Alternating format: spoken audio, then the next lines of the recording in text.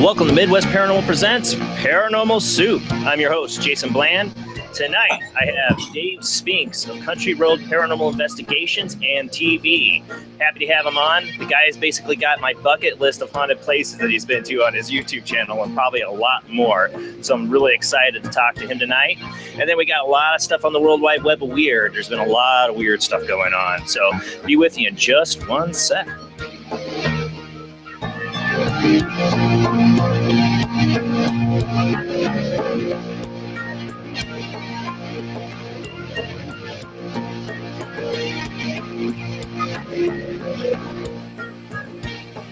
Hello, Dave. Hey, Jason, what's going on, brother? Oh, a lot. Getting ready for a baby coming in at the end of January, trying to get a house remodeled and working my butt off because I work retail. So, I hear you. But this is my escape from all that. So thank you for coming on tonight. Hey, thanks for having me, man. I'm excited to have you on. Tonight, we're going to talk about Dave and his investigations. We'll get into Dave's background in just a little bit. Of course, we always start off with the World Wide Web of Weird, so I'm going to pull up the screen share here again in just a second. Tonight, for the first time ever on Paranormal Soup, we have chat finally working on YouTube. Thank you to Bill Perry out there for figuring that out for me, and a couple other people that lend suggestions, like David Coffin. You helped on that, so thank you. Finally, live chat on YouTube. Hello, everybody in live chat. I won't be commenting too much in the chat. I try to focus on my guests, but I will be trying to pay attention to your questions on there. So thank God I got it working for you guys finally. All right, let's get the screen share back up. And Dave, feel free to comment on any of these weird videos or articles I'm about to get into. Okay. All right. First one. I'm calling shenanigans on this one. Again, another third phase of the moon video.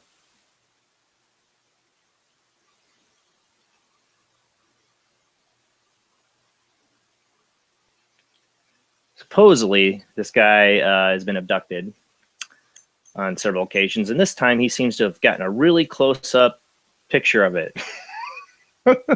Reminds me of the Billy Myers photos. Yeah, Anybody knows who it is? You know who that is, Dave? I bet you do. Oh, yeah. The thing is, Jason, you don't know. We really can't say and tell folks that they didn't have the experience they've had. You know what I mean? And not at all. I'm a believer. I'm definitely a believer in it.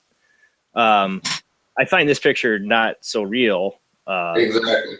The Billy Myers stuff actually at times looked really real. Like, oh yeah, the stuff people can do with CG and stuff now is unreal. Yeah. So yeah. you know, Billy Myers way before CG. Way before CG. Oh yeah, way before that. And what I try to do if I get a compelling photo during an investigation, I unfortunately with the CG and stuff, you almost have to send it into these laboratories that can document and tell folks and put it on these $1 million machines that there was no CG and it was not enhanced in any way whatsoever, to prove to folks that you know, it's the real deal. And that's what you really have to do nowadays. What makes me want to suspect of this is the background doesn't look right to this. No, it doesn't. No. All right, next one. UFO, Mexico coast before Hurricane Patricia, October 2015. I always get a lot of UFO stuff in my World Wide Web where it dominates. Get the audio on this one.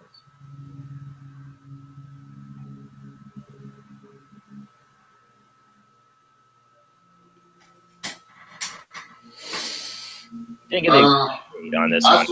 I saw a little tiny, for 1 second there, that looks like a string of balloons to me. I was in the Air Force for a long time, and that looks like some giant balloons with strings on them attached. It definitely. To be the sun setting, hitting it. And then the sun looks like it's reflecting off of them. Yeah. So it's hard to tell, though. I mean, there's some other some other color lights that are, I don't know, man. It's just hard to tell anymore. Well, and today in the age of drones, yeah, much more suspectable things out there you don't know.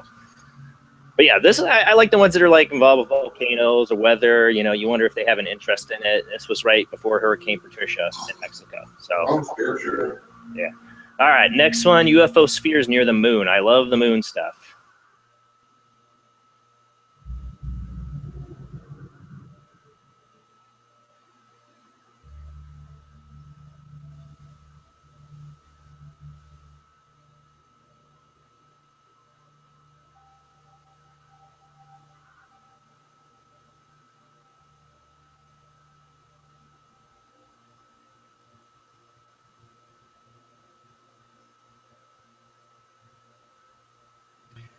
Now, to me on this one, they seem like whatever they are, they're not actually close to the moon. They're flying in the shot of whatever telescope they're using.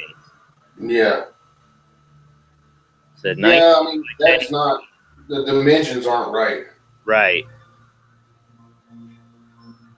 Where I get these is I belong to a billion different paranormal, UFO, Bigfoot stuff. So I see these things pop up. I'm like, okay, I'll show it. Doesn't mean I believe it. But I love anything with the moon. I love like the UFO documentaries about bases on the moon. Fascinates me. All right. Okay. Australia. Well, I love that moon stuff because you have the astronauts that are coming out talking about it, Oh, yeah. And there's more and more. I'm a big Art Bell fan, and now I forgot the name of the astronaut he interviewed. And he asked him, what was it like on the moon? And guy's like, I really don't, it's all kind of blurry to me now. Like you think that's not something yeah, ingrained in your mind. He remembers every single second of what happened on the moon. Yeah, you would. It's the ultimate experience of your life. You're going to remember that. Oh yeah. All right. This is Australian aluminum UFO over Sydney. I'm already suspecting because they say aluminum.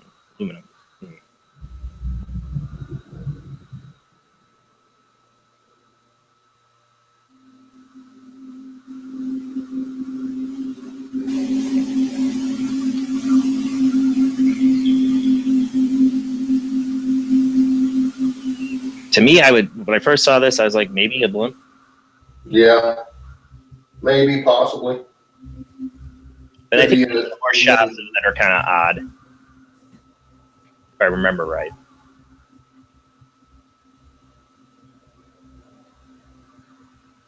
Oh yeah, that's right. This one takes on the flying V shape. That's right. Yeah. Which, for anybody who knows about Roswell, it was not a flying saucer that most witnesses described that crashed. It was a V shape. Yeah. Flying wing. The UFO thing came in June of 1947 from now I'm bad with names. A pilot spotted a bunch of flying saucers. That's how he coined the name. How he described them. That's where they came up with the whole flying saucer thing. Not from Roswell. Even the one that Cessna pilot saw, those were in a wedge or flying wing shape of some extent. Now here's my favorite. Everybody knows watch the shows. My favorite are the NASA space station when they turn off the cameras because something's showing up. Yeah, when you turn the live feed off too. Yep.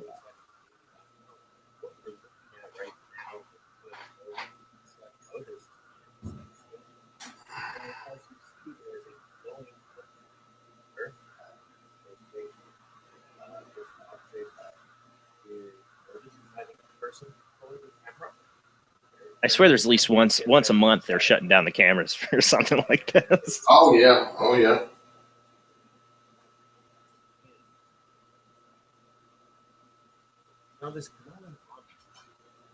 Well, it goes all the way back to the Apollo missions, when they cut the live feed several times and some ham operators intercepted the signal or listening to the live feed and hearing the talk. Yeah, and they call there's a bogey at 10 o'clock or there's a Santa Claus. I mean, they have all kind of military code words for that type of stuff. But But you can call it Santa Claus, you can call it a bogey, but there shouldn't be anything you'd be talking about on the moon. Exactly. That's what's compelling. I mean, there shouldn't be a bogey or a Santa Claus in orbit. You know what I mean? Yeah. Or in outer space. I mean, one female astronaut just recently got scolded on air for saying unidentified flying object. She saw it and they said, "Calm down." Yeah, I mean, it is what it is. You know, there's certain. I understand why they don't want to. The government doesn't want to reveal what they know. There's many reasons. One being total anarchy and the total collapse of the moral belief system in the world. You know, but I think nowadays most people can handle it. Yeah, it also could be the fact that they can't do a damn thing about any of it, and they don't want control. Exactly.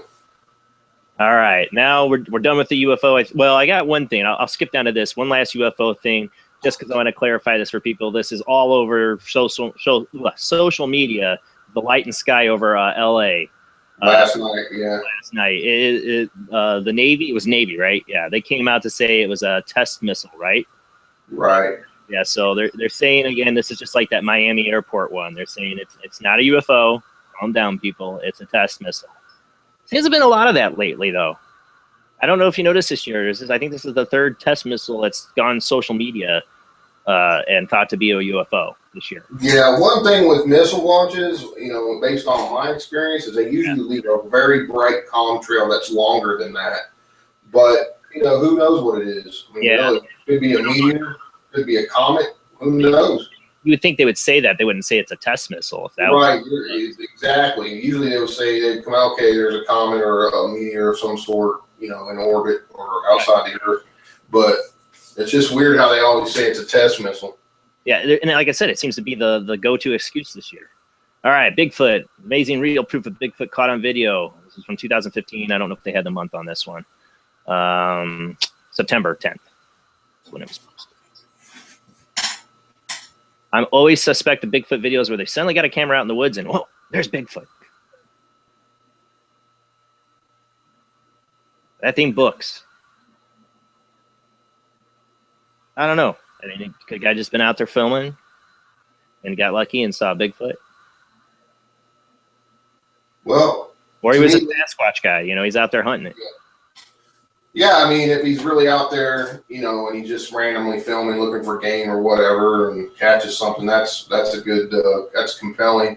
But you never know because you weren't there, you know. So there's never enough stories with these videos. They pop up, they go viral. I mean, it's either a Bigfoot or it's a hoax. Yeah, one or the other. This is not a bear. You know, that was that's a humanoid figure that's hairy. That's for sure. All right. That's my Bigfoot video of the night. Now, I'm going to play this one. I don't know if you could call this paranormal so much, but I got to play this one because I absolutely love this kid. I'm not going to play the whole video, but you guys should look up this kid here. 8-year-old kid builds crystal grid to clear negative energy. I absolutely love this kid. What you're about to witness is the perfect example of the consciousness of today's children. I want you to take a look at what this kid says, how he says it, and what he does with the crystal. Take a look.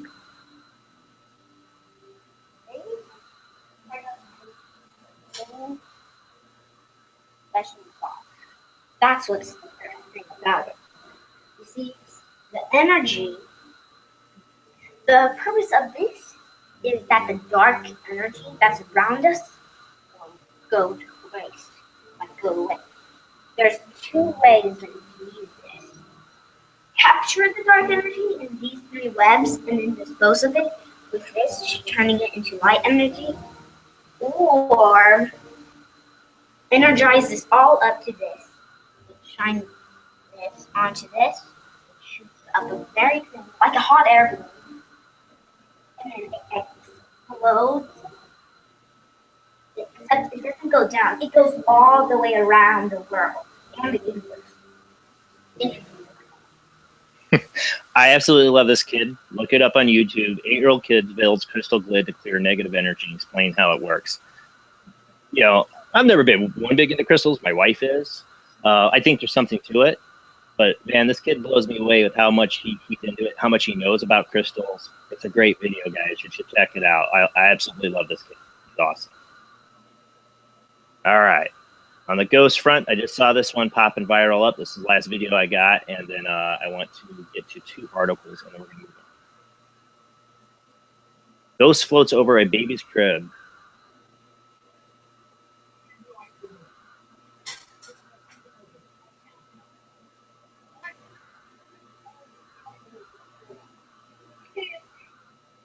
Looks like the ghost hovered from his crotch by that. Yeah. But Yeah, look, it looks like that to me looks like shadow casting from a light. because it walks when he walks up. Exactly. It moves when he moves. Watch, they play it again here. It's odd. The one thing that is weird at the end, but yeah, see how it comes with him right here on his crotch. And then it does this, it like moves out over here. He walks away. And then it seems to come right back to the same position and almost like a hand. But I don't know. I can't say it's paranormal or not. All right. And now on the articles, got 2 of them here I had to read tonight. 32-year-old Los Angeles woman is claiming that she was impregnated by the king of pop, Michael Jackson, and is now suing his estate. Now, people, I got this off of Yahoo News, not the Daily Enquirer. Kira Johnson, the married mother of 2, claims that she was raped by the ghost of Michael Jackson, and her white husband, Ken Johnson, is sticking by her side. The baby looks black. Kira claims she was watching the 2-hour Michael Jackson 30-year anniversary special on DVD, which aired on HBO 2001, when she suddenly dozed off during the performance of Thriller. It was at this point things went horribly wrong. All of a sudden, I was awakened by a hand caressing my face, but I was at home alone. My husband was at work. The next thing you know, I'm having this erotic encounter with Michael Jackson. But it wasn't the white Michael Jackson. He was black and dressed like he was straight out of the Thriller video. I told him to stop, but he wouldn't listen. Kira thought nothing more about the realistic encounter she had with MJ until September 25th, 2015, when she gave birth to her 3rd child. Everything was going well with the birth, said her husband, Ken. And then when I saw my son and he was black, I said, "What the hell is this?" Yeah, that's the common reaction. I was in absolute shock. That's when Kira told me about her terrifying dream. I think it's wrong what happened, and that's why we're suing the Michael Jackson estate. Yeah, the man's dead, and he's still getting sued. Yeah. It also sounds like it was a whole made-up thing because she may have been cheating on her husband. Well, yeah. Obviously, so, I mean. We just want a decent amount of child support to help raise his son. Karen says she's never seen her husband, Ken, and with anybody of any race. Ken says he believes his wife and has no reason to not trust her. She is the queen, he says. The Johnsons say they are willing to accept an out-of-court negotiation. They're giving the Jackson family until January 1st, 2016 to respond. As of yet, the Jackson family has not responded. Yeah, I don't think they should be holding their breath for that one. No. All right, one more. And now this one I can't say it's so paranormal, nor can I say the last one was. But I have to read this one. Elderly woman arrested for making purses out of neighbors' missing cats. Yeah, you heard that right. A gruesome story coming out of Grand Haven, Michigan has residents at this small town shocked and disturbed. Marjorie Reynolds, 91, was described as a quiet elderly woman who waved at strangers and neighbors as they walked by. But Reynolds had more sinister nature as neighbors are learning after 19 missing neighborhood cats were found dead in her home. Not just dead, however, but skinned and cured, with some of them made into purses. Yes, purses. Reynolds explained to authorities in her recorded confession that she had taken up a hobby of arts and crafts. Reynolds said the neighborhood cats would come to her all the time so she would feed them, but it was when one of the neighborhood cats died, she brought it into the house and decided to not let it go to waste. She said the first handbag turned out so beautiful that she kind of got hooked on it, said Detective John Williams of Grand Haven, Michigan. She is still denying that she killed any of the cats. They all mysteriously died. Yeah, I don't think so. But we're having trouble believing her. 19 cats is a whole lot of dead cats, Reynolds reported. Reynolds reportedly has a history of dementia, which is sad because I've gone through that with 2 grandparents. And family members are saying that her mental illness definitely played a role. Reynolds is currently being held in Haven Senior Center under mental evaluation. I feel sorry for the lady. I really do. I'm sure the purses look really nice. Can people tell how I feel about cats? All right, let me get the screen share off. That's it for the World Wide Web of Weird. And it was weird.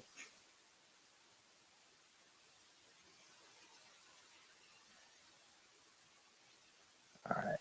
I hope everybody saw that, because I just realized it didn't say present to everyone. I hope so. Let me look at my chat and see if other people said.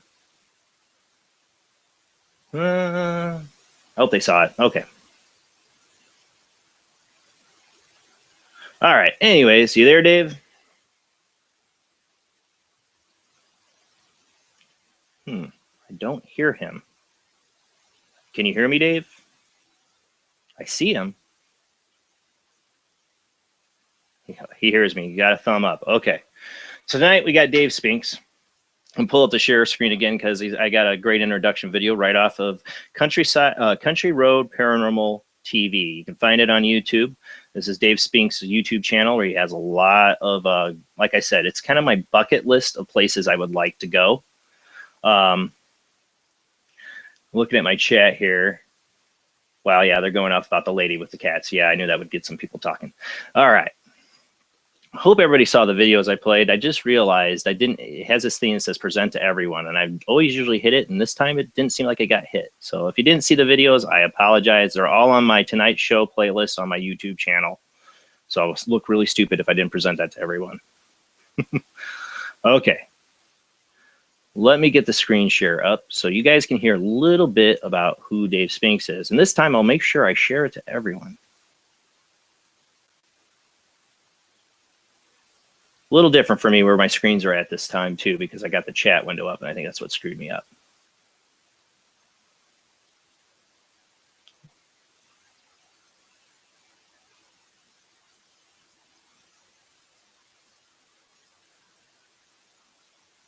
All right. I think it's the first one I added, I hope.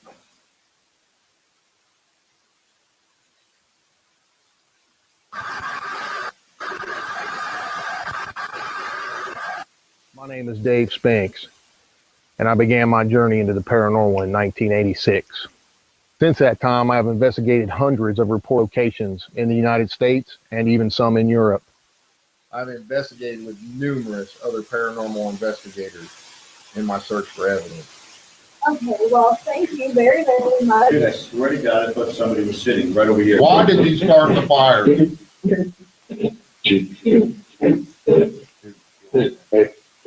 And the children didn't always make it out in time. My name is John Zappis. Can you tell me your name?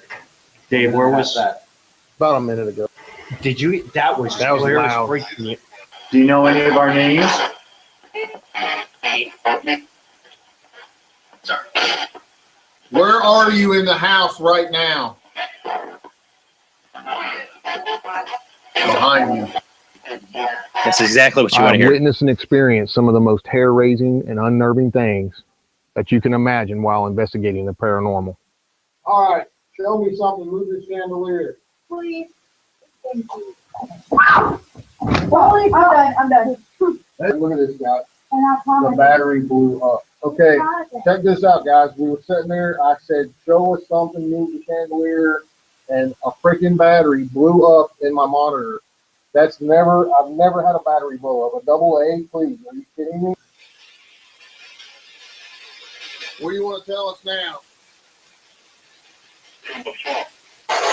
How many of you are in this room with us right now? One. Did you hurt women while you were here?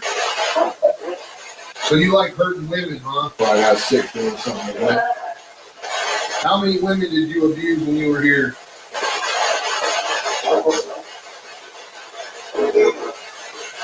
Who do you hate?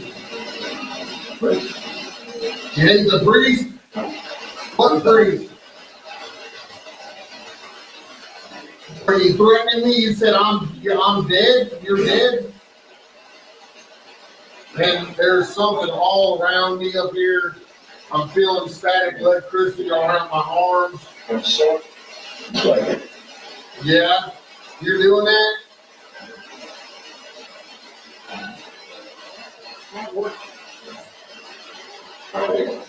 You're warning me. What are you warning me of?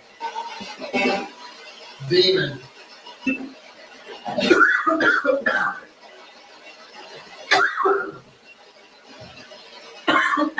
All right, that's it. Break it down.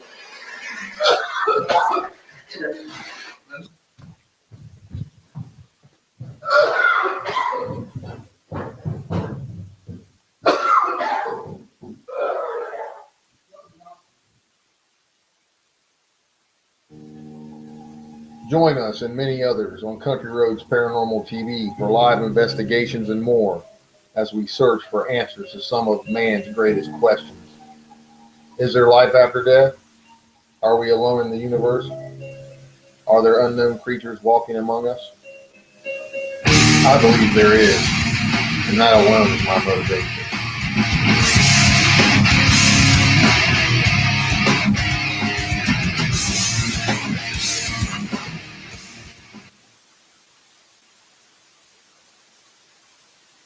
All right. That is Dave Spinks.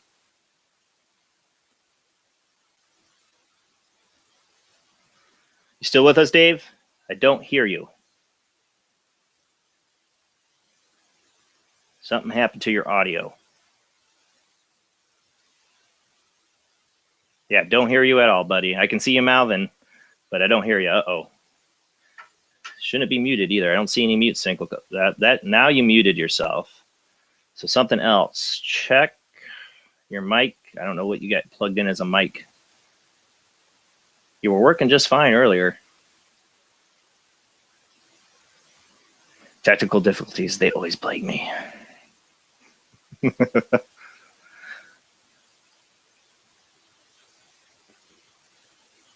Still don't hear you. Nope, it's not your mute button. Because I've seen you pull that up. Go up top and check your settings. Make sure it's got selected the right mic. You might have accidentally changed something. You go to the top of your screen, Dave. You look at a thing, a little cogwheel, it's settings. Click on that. Check it out. See if you got the right mic selected. Computer might have changed something. Yeah, hang in there with everybody. We're working on it.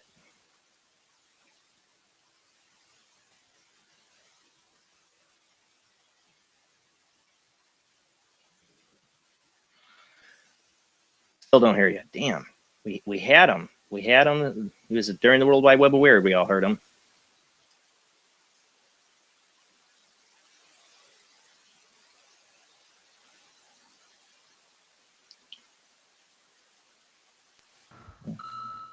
I hear something now. Check 1, 2. Now we got you. Check 1, 2. Yeah. Now we got you. Weird. And nothing you did. It just went out and came back. I guess. Whoa. I just changed my good camera and it should have audio and everything else like that, but I don't know what happened. It might have got funny with one of your drivers. Yeah. All right, so that was your video. I gotta say, the battery exploding happened to me on one of my first investigations back in 2008. It was a AA battery in one of those old cassette tape recorders, and just blew up in one of the most haunted rooms in this old, used to be an old church, and now it's a theater. And we left it alone. I said, if you can do anything to prove you're here, leave a voice, do whatever. And we left the room, and like we heard this huge explosion. Now, I'm glad I wasn't sitting behind it like you were. Well, the thing that was compelling about me is it was almost on command. I said, hey, show me something, do something, move the chandelier, and then pow. I mean, immediately after I said that, and I've been doing this since 1986, and I've never had anything like that happen on command where it physically manipulated something to that extent to make the battery explode. So, it was pretty compelling to me. Yeah, all the different equipment I've had, I've never even had a battery explode, for one. And then to do it on command like that, that's crazy. And that wasn't, to add more to that whole investigation, we had several types of poltergeist activity. Where was that at? That was at the Hamilton House in Shelbyville, Indiana. Yep, that's what I wondered. We had a lock on a piece of luggage moving like this for 6 minutes. And I filmed that on my camera. It's in the video and stuff. and no one was around it. I tried to recreate it, debunk it. I could not recreate it. I mean, just stuff like that. I had several things happen that night that were very, very compelling at that location. And then I'm interested, you had that one where it says, you know, demon. It's always what you want to hear, right? Yeah, I mean, I don't put much into that.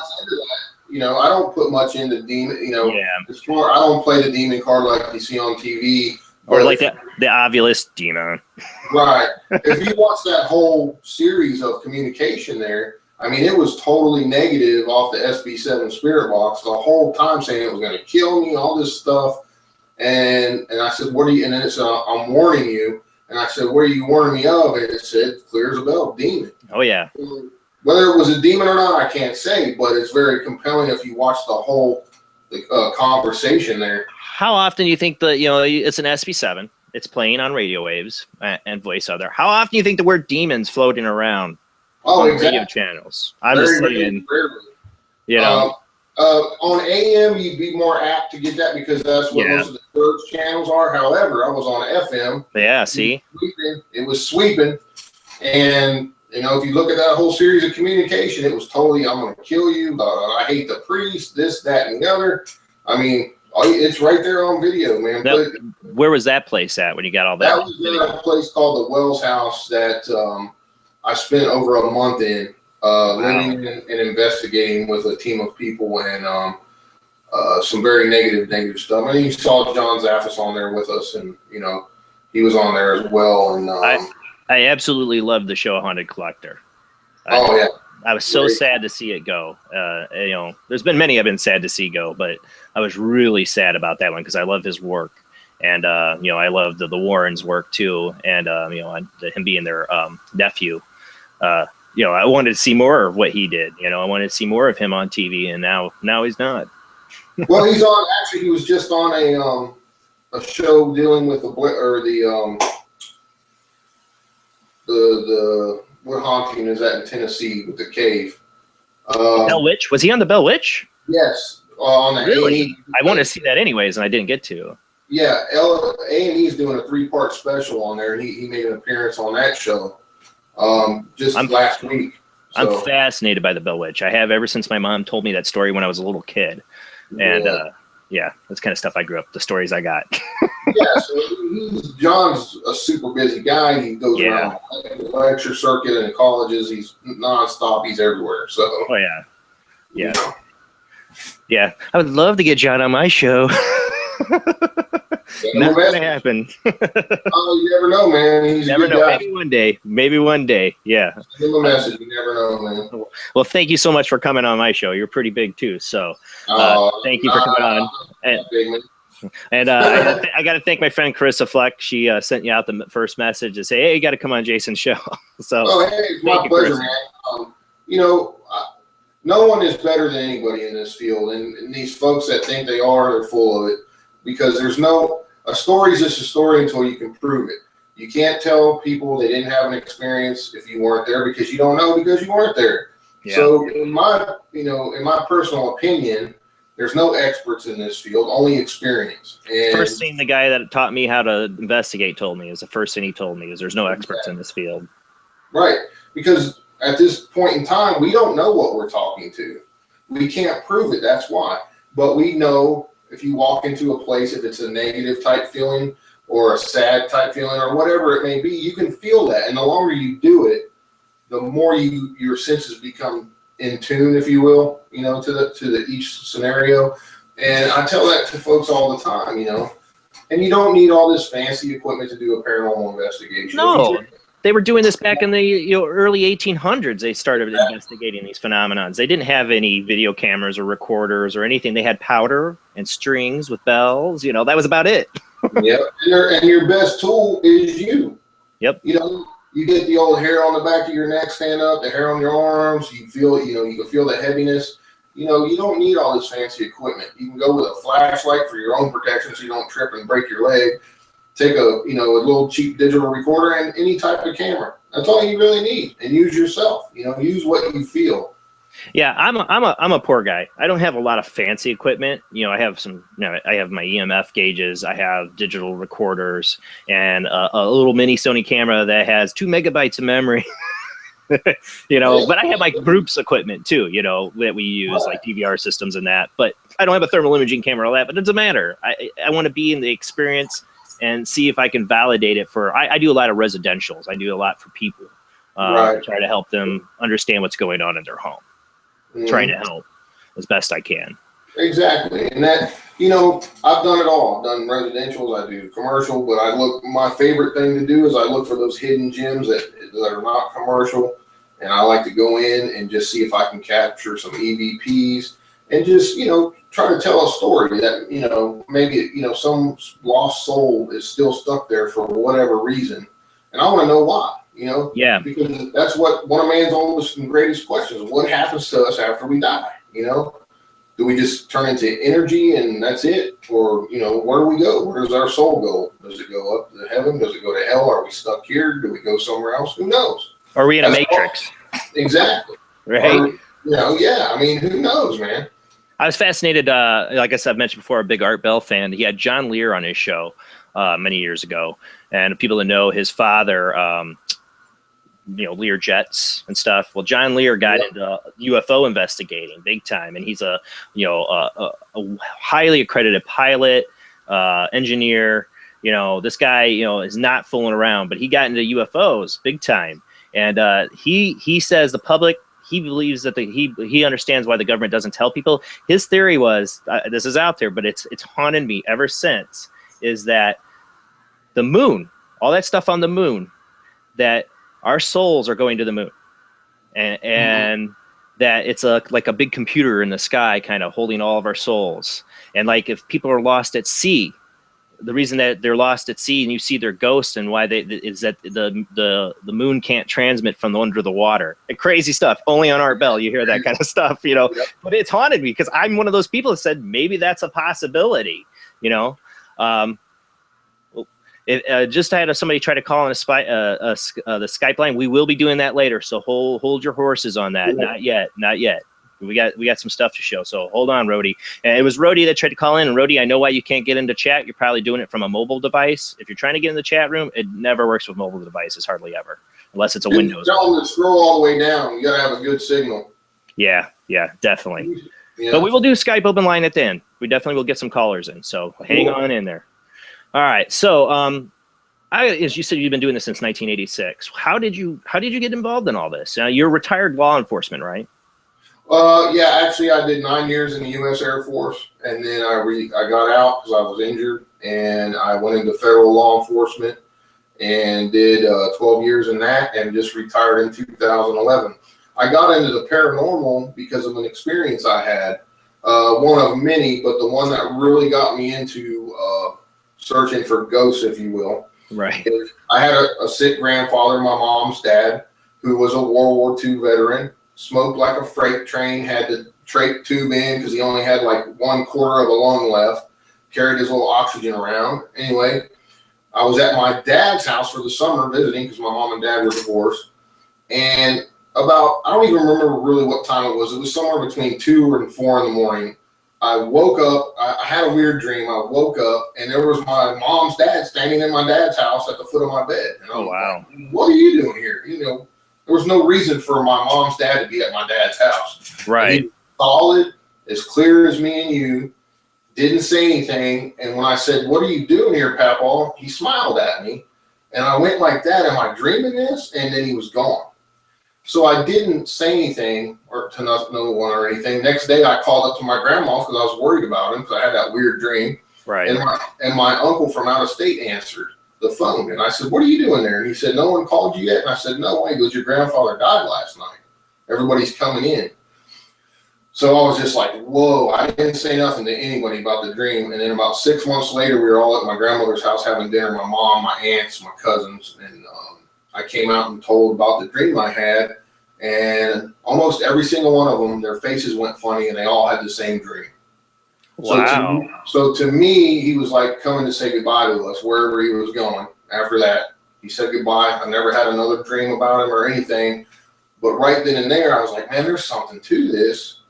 You know, I need to pursue this. And even before that, I was watching the show In Search Of. I don't know if you. That was that show shaped my mind as a child. You don't even know. Leonard Nimoy, In Search of. Yeah, after I had that experience with my grandfather and all the things I was so interested in with, watching Leonard Nimoy on that show, man, I was like, man, I'm going to pursue this because it blows my mind and it's very, very it excites me. And it's kind of like one of those last final frontier things where, you know, we're still searching for answers and no one's really made huge breakthroughs in the field. So the undiscovered country. Yeah. And it's something I've just done since then. You know, I started with the big tape recorder, cassette decks, and walking around whenever we go somewhere really cool, like Indian ruins and stuff on vacation, I would take my little recorder and I'd try to get EVPs, and I got them. You know, so that's what I did. You know, what was your first EVP that you got? Do you remember? My first EVP was very interesting. It was in the Four Corners area up in New Mexico, and we went to these Indian ruins, and you had to climb. It was actually called Mesa Verde. It's actually in Colorado, I believe. I've never been there, but I know of it. Oh, it's freaking sick, man. You got to climb down these huge ladders, and these people just disappeared. If you ever read the story, it was very interesting. The whole people, they can't account for them. They don't know where they went. Those scenes fascinate me because I'm all about parallel universes and walk-ins and people disappearing. It's man. And so I went down there with my big old tape recorder in my backpack, you know, and I just started asking questions. And of course, they're not going to speak English more than likely, you know. But who knows if they can understand English? We don't know that. Right. But I got what sounded like chanting on my. Oh, wow. And there was drumming and chanting. It was really, really cool. And that was my first big like. And then you were hooked. Yeah, and I was just like, sold, man. There's something, man. This is awesome, and everything. So I just kept pursuing it. You know, of course, during your working life, you don't have as much time, and you got to do it whenever you can. But when I retired in 2011. I decided I was going to do this, you know, as much as possible, full time, if you will. And that's my kind of retirement. Yeah, and I never put my stuff in the public until then. I talked to people about it, but you know, I started putting it out in the public, and it's just taken off. You know, it's really taken off for me. Yeah, I did 5 months as a trainee police officer and decided it was not the career for me. The more power to police officers that do that career, especially nowadays. But getting to know them and my friends that are police officers and that, it's not something that you can talk a lot about in a department. You know, guys got stories. They say, Dave, go see the head shrinker, man. You know. They'll jab you for it pretty good. But the officers in their private circles will talk about all of these experiences that they just don't put it out in the public very often but now, see, when I was 10 years ago, it was voodoo to talk about that. Now it's more in the open and everyone's coming out with these stories, you know, so it's great. Well, that's a good point though, too. It's like 10 years ago, 15 years ago, before the shows hit. You know, not a lot of people talked about it. If you did talk about it, people would look at you weird. So it's been great that it's come out in the open. But my mentor, we were just talking about this guy who taught me. His name is Mike McDowell. He started Indiana Ghost Trackers here. You know, he's been doing it probably as long as you have. And he said the one thing he hates about it is I think I met those guys up at a couple of the conferences, matter of fact, in Indiana. You probably have. The one thing he hates about it is that it ended up all these shows now, all these different ghost hunting groups is places he used to be able to get into. He can't get into anymore because they're like, oh, not another damn ghost hunter. Yep. You know, so it's good and one thing for acceptance, but it's bad because now you're competing against, and nobody should be competing against anybody. No. But in a sense, therein lies the problem, Jason. The competition, because everybody thinks they're going to get some kind of TV show out of this and get famous. It's probably not going to happen, guys. I don't want to disappoint anyone, but number one, you got to remember Hollywood and TV is entertainment. They do enhance things. They do fake things because it's all about the almighty dollar. Yep. They have to keep ratings or they lose the show. And I've been on so many investigations where I didn't get squat. Not a damn thing. And if you notice on these TV shows, they get something every time. Every time. And that always makes me suspect. You remember Ghost Hunters? They didn't. The first few seasons, there was places they got nothing.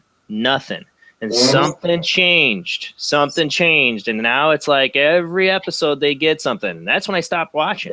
Because that's why a lot of times if you see me doing a live show, I like to use a ghost box because it's more appealing to the eye and the ear. And you do get some really relevant responses off of it. Now, if I were just to go in old school with a recorder and that's it, you know, we could sit there 6, 7, 8 hours and not get nothing. Nothing gonna happen. In 5 minutes, you get this flurry of activity. You know, so when I do you're lucky if you get that. Right, and you're lucky if you get that. But you use the ghost boxes, all the fancy equipment and stuff, all that you should use that if you're a paranormal investigator for is to enhance your investigations. If you're getting, you know, the old touch on the arm, or you've got a couple of EVPs, use your EMF devices, use your freaking ghost boxes to enhance that evidence and try to build on what you've already got. That's what I try to teach people, and that's what I try to tell people. Use those fancy devices to build on your investigation, because that will lend it to make it a whole better deal for you. Especially on residentials, you want to try to recreate what the people are living in. Right. You know, they're not living with ghost boxes. And I mean, I do bring ghost boxes on investigations for residentials, but they're not experiencing the radio suddenly talking to them. No, that's not what's happening. They're being touched or hearing noises or hearing voices or, you know, all kinds of different phenomenon. You want to see if you're going to experience that. Exactly. You don't need any equipment to experience that. You want to try to capture it. Yes. To prove One thing you should get if you have small babies in the house is a dang on, what you call it? A baby monitor. Man, you can pick up some freaking insane EVPs on those things. I don't know why, but they are nuts. I had this baby monitor. I was like, yeah, as soon as my son's done using it, I'm going to totally use it for that. And that damn thing died. But I got another one on the way, so a new excuse to get another baby monitor. Yeah, man. I highly recommend those things. They're pretty awesome. So yeah, you know, well, on a baby monitor, it has a mic built into it. And my theory, you like EVPs, I'm guessing. Yes. EVP is my favorite kind of evidence. Yeah. But what I've always theory-wise is, and I've talked about it on the show before, is resonance is how they're recording into the devices. Is that they're using like you take a speaker. If you take the box out of the speaker, you get a really tinny noise. You put the speaker back in the box, it resonates and it's louder. And I've talked about this to no end, but I always like talking about this theory with other investigators. You know, those kids' toothbrushes you put in your mouth and you can hear the music when it's in your mouth. Well, that's resonance. It's resonating in your mouth. People have tested that with the recorders, and you know, you don't hear it, but the recorder does. Yep. Because it's resonating that microphone, even away from it. I've done many different experiments with different colors of noise and different types of noise, and almost every type you can get EVPs off of. You know, I mean, there's so many different realms of frequencies and noises, you know, noise out there. Like there's white noise, pink noise, blue noise, brown noise, black noise. Yeah, the whole stochastic resonance, you know, using. I mean, try it. You know, if you're an investigator, try it out. You know, you can find that kind of stuff on the internet, make you an MP3 version of it, play it out loud in a room, and run your recorder. Use your smartphone. You can get it for any kind of free app that's got pink noise, white noise. It's all right there. I got away from the white noise stuff for a while. I want to get back into it, but I got away from it because I've gotten so many EVPs just without it. Yeah, you don't need it. Don't need it, but it's cool to experiment with. Yeah, and it's interesting to experiment with, exactly. You know, you can experiment with water, fire, everything. I mean, there's all kinds of stuff. Native American beliefs, you know, sacred smoke and fire. I'm working on some stuff with that right now. You know, really? Yeah.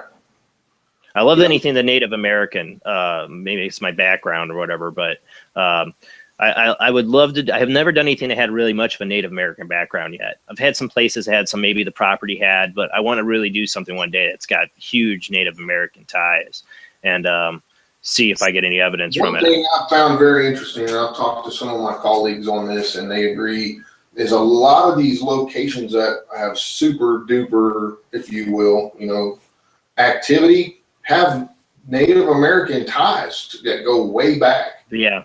And whatever the case may be, you know, whether it be grave robbing, that was their sacred hunting ground or their sacred areas that they practice what they practice in. if you dig deep enough and you can find out, you know, yeah, this tribe or this group was moved out of that area, you know, we're finding more and more of that lately. And it's very compelling to me. You know, they're pissed. They're pissed. Yeah. That's what I was going to say. It's a disrespect of the land. Exactly. Usually it's what it comes down to. Belief system, you know, it's just total disrespect. And what happened was just a tragedy. You know, what happened to the Native Americans, in my view, is just a tragedy. I'm Cherokee, big time in my family. So my great grandma was full-blooded Cherokee. Yeah. I had my great grandma was full-blooded Cherokee too. I know I don't look it, but my mom did. My mom had a lot of that in her. Yeah. You know, but it is what it is. And, you know, that's the things that we try to put together to make ties to what some of these paranormal phenomena, you know, that's going on. You try to put things together. It's like building a puzzle, you know. Oh, yeah. So, you know, it is what it is. And then that's the thing, I guess that's what intrigues us as investigators is the questions. And there's never always the answer to those questions. There's always usually one answer opens up a billion other questions, and you're never going to totally be satisfied. But I think that's what keeps us going. I think if we had all the answers, we wouldn't be here doing it. Exactly. I mean, it's like anything else, you know. It's just in some of these places you'll find, just like you said, there's layer after layer after layer. Could be a layer of Native American stuff going on. Could be another layer where there was murders or tragic deaths on that property or in that house or whatever the case may be. And then there's, you know, maybe the people were practicing some type of witchcraft in the house at one time. I mean, I've run across that. Oh yeah, yeah, definitely run across that. One location had probably 7, 8 different layers of stuff that I was at, and I'm actually writing a book on that. So I like how you call that 7 or 8 different layers. Yep. Because probably a lot of different things happen. I think some locations draw it. They draw different people and negativity to them. Like there's just something about a location that draws, you know, violence, murder, occultism, you know, just bad mojo. Yeah. Oh, I agree 100%, 100% on that. I mean, some locations are just prone to that. And if you go all the way back, you try to put all that together, you know, and see, okay, what was the initial cause of this, you know, and build off of it, you know, and then you can keep digging and digging. Sometimes you're not going to find any history, but a lot of times you will. A lot of times you will. Well, I would like to play a few more of your videos if you're all right with that. Sure. Whatever you want to do, man. It's your show, brother. All right, man. All right. Well, whenever I got a guest on, it's kind of our show together. We're entertaining everybody that's watching right now. I agree. All right. Let me pull up the screen share here. I'll make sure I got the right one. Now, I picked a lot of short videos that you had because you have pretty long. You have like kind of episodes, right, that you do a lot of times? Yeah. Live events, which I love. Yeah, live events, and then if I can't go live, I usually film and then put that up. And recently you did a lot. Yeah. Because it was Halloween. Yep. Halloween week was huge this year for me. So you're going to have a lot more coming out soon, right? Oh, yeah. Yes, and I actually have 3 locations this month, and one more in December, and I'm calling it a year. But there's a lot more video to come out.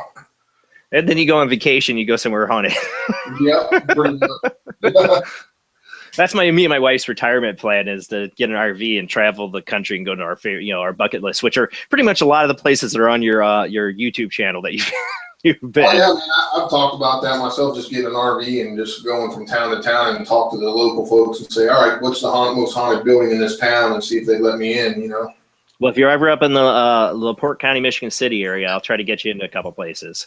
Cool. Oh, yeah. Have you ever heard of Belle Guinness? That name sounds familiar, but I don't know. She was 1908. She killed over 40 men or more. Black Widow of LaPorte. Yes, yeah, I know who you're talking about now. Yeah, we've done that location, and it's a very interesting, dark story. So that's kind of our county's like dark history that none of the historians like to talk about. Wow. So, but there's a lot of cool places, actually. I'm very lucky to live where I do. There's a lot of cool locations to investigate. All right. Real scary ghost activity caught on camera here. This is, let's see. Here we go. Yes.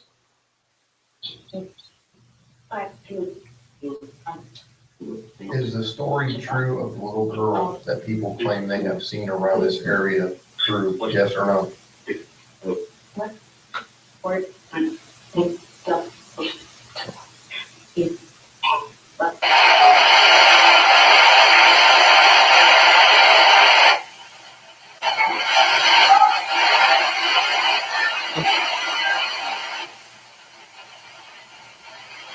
I just got a weird feeling right now behind me.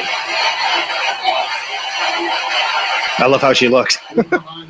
Yeah. Well, we were behind us.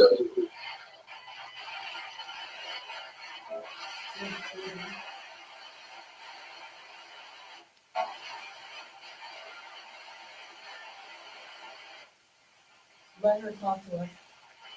It sounded like we were hearing scratching from inside the wall there. Oh, like scratching. Oh, that's Yeah. never good. No. It's all right. Before I play here, watch closely as I'm setting up the SB7's production. You'll see a strange light anomaly appear and disappear under the wall.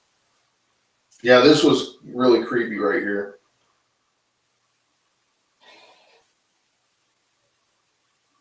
Oh, that went fast too. Yeah, and then I slow it down so everybody can see it even better. I took this clip out of a longer video that we did at this location. It was actually at West Virginia University in the library. Oh, wow. What was the history behind that place? Well, according to what the woman Cindy that was with me found out, that there used to be a graveyard that sat on that property, and either the graves were moved, they had to have been moved because the area that we're in is actually underground. There you can see it going right there.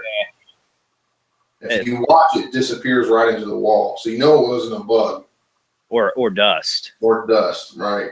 It's not the right pattern. It's for people that know, I'm not a big dust guy, but it's not the right flow for it to be dust. Exactly.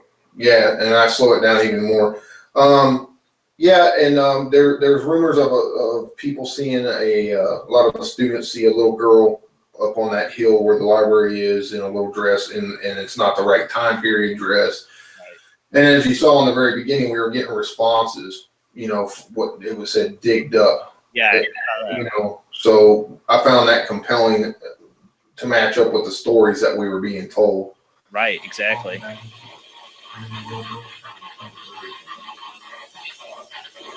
Now this is really creepy, this part here.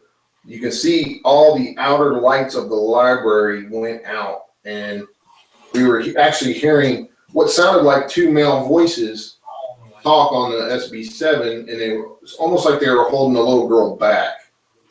And we had a regular camera on, and then we had the night infrared on. And I showed it from two different angles. That's what it looked like to us right there when the lights went out. And then the automatic generators kicked in and turned all the lights back on in the entire library. You're talking about a library here that has millions of dollars worth of computers and everything else. There was no storms in the area or anything like that, because I was actually saying if you watch the entire video, I was saying, if you're so big and tough, why don't you show us something? So I kind of did a little bit of provoking there. And what's your thoughts on provoking though? I mean, I don't. It just depends. It's one of those voodoo, taboo, slight type things. A lot of people don't agree with it, but in the name of paranormal research, sometimes I feel that it's okay to do it, and if you do it, you can still do it, but do it in a respectful manner.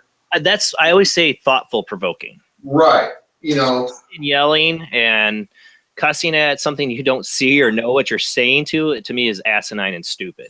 Yeah, it can be, but and as well as me, like sometimes, like in that one clip you showed earlier, where I showed the part where I felt like I was being attacked there, and actually something felt like it punched me in my throat, and you can hear me coughing like crazy. Yeah. I don't take crap off of nothing. I don't care if it's a spirit or a person, and if it's going to talk crap to me, guess what? Old Dave's going to talk crap right back to it. And if I feel like there is a possible child spirit, even though I don't know for sure, it could be something lying or whatever the case may be, I may provoke a little bit to see what kind of reaction I get, to further prove what I think is going on there. So it's just one of those things. I think the situation, my group, we have like pretty much a strict no provoking, but there's certain for the investigations we do, it's just not called for. But I can see it for certain situations. Recently, the Demon Files. Did you see that? Yes. My wife's like, "Oh my God, he's provoking like crazy." I'm going, "No, there's a reason why he's doing it, because this is the type of thing that you have to prove. If it's negative, you kind of have to feed the beast." Right. And people don't, a lot of people are judgmental on that because they don't actually see or know what is actually going on, and each situation is different. That's all I can say about it. And you may agree, you may disagree, but there's no right or wrong way to do this. Now, if you're running around like an idiot saying you mother effer this and that, no, I don't agree with that. But you can, like you said, you can thoughtfully provoke. You can say stuff like, "Oh, you think you're a big tough guy," or whatever, and see what kind of reaction you get. Yeah, like I said, we do so many residentials. I generally don't provoke. No, you should not provoke in residentials because you may piss something off and leave those people in worse shape than when you came before you came. So that's why people get confused when they watch Ghost Adventurers. Right. Zach Bagans is doing this in places that people don't live. Exactly. Most of the time. And when you see him, and he has done the few residentials they show him doing, you don't see him provoking like that very often or doing that. No. Because he knows too. Right. But that's why he comes off as kind of douchebaggins as people. But it's because of where he's going and what he's doing that, he's only taking personal risk to himself, not to other people. Exactly. All right. So this next one actually is UFO caught on camera in West Virginia, July 11th, 2014. I thought this was pretty interesting. Yeah, this tripped me out, man. Yeah, I've only had one big UFO experience in my life, and was this your only one, or have you had others? I've had others, but I don't talk about them that much because there's just no way. I don't have any evidence of it in any case whatsoever. You got this one. Let me get the audio back.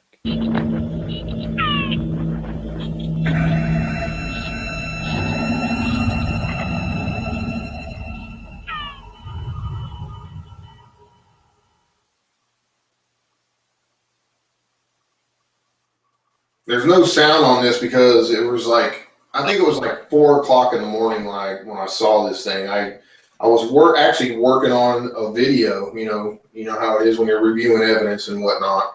And I had to go out to my car to get a cord or something. And I just saw this super bright light out of the corner of my eye. And I like, holy crap. So I ran back in the house, grabbed my camera.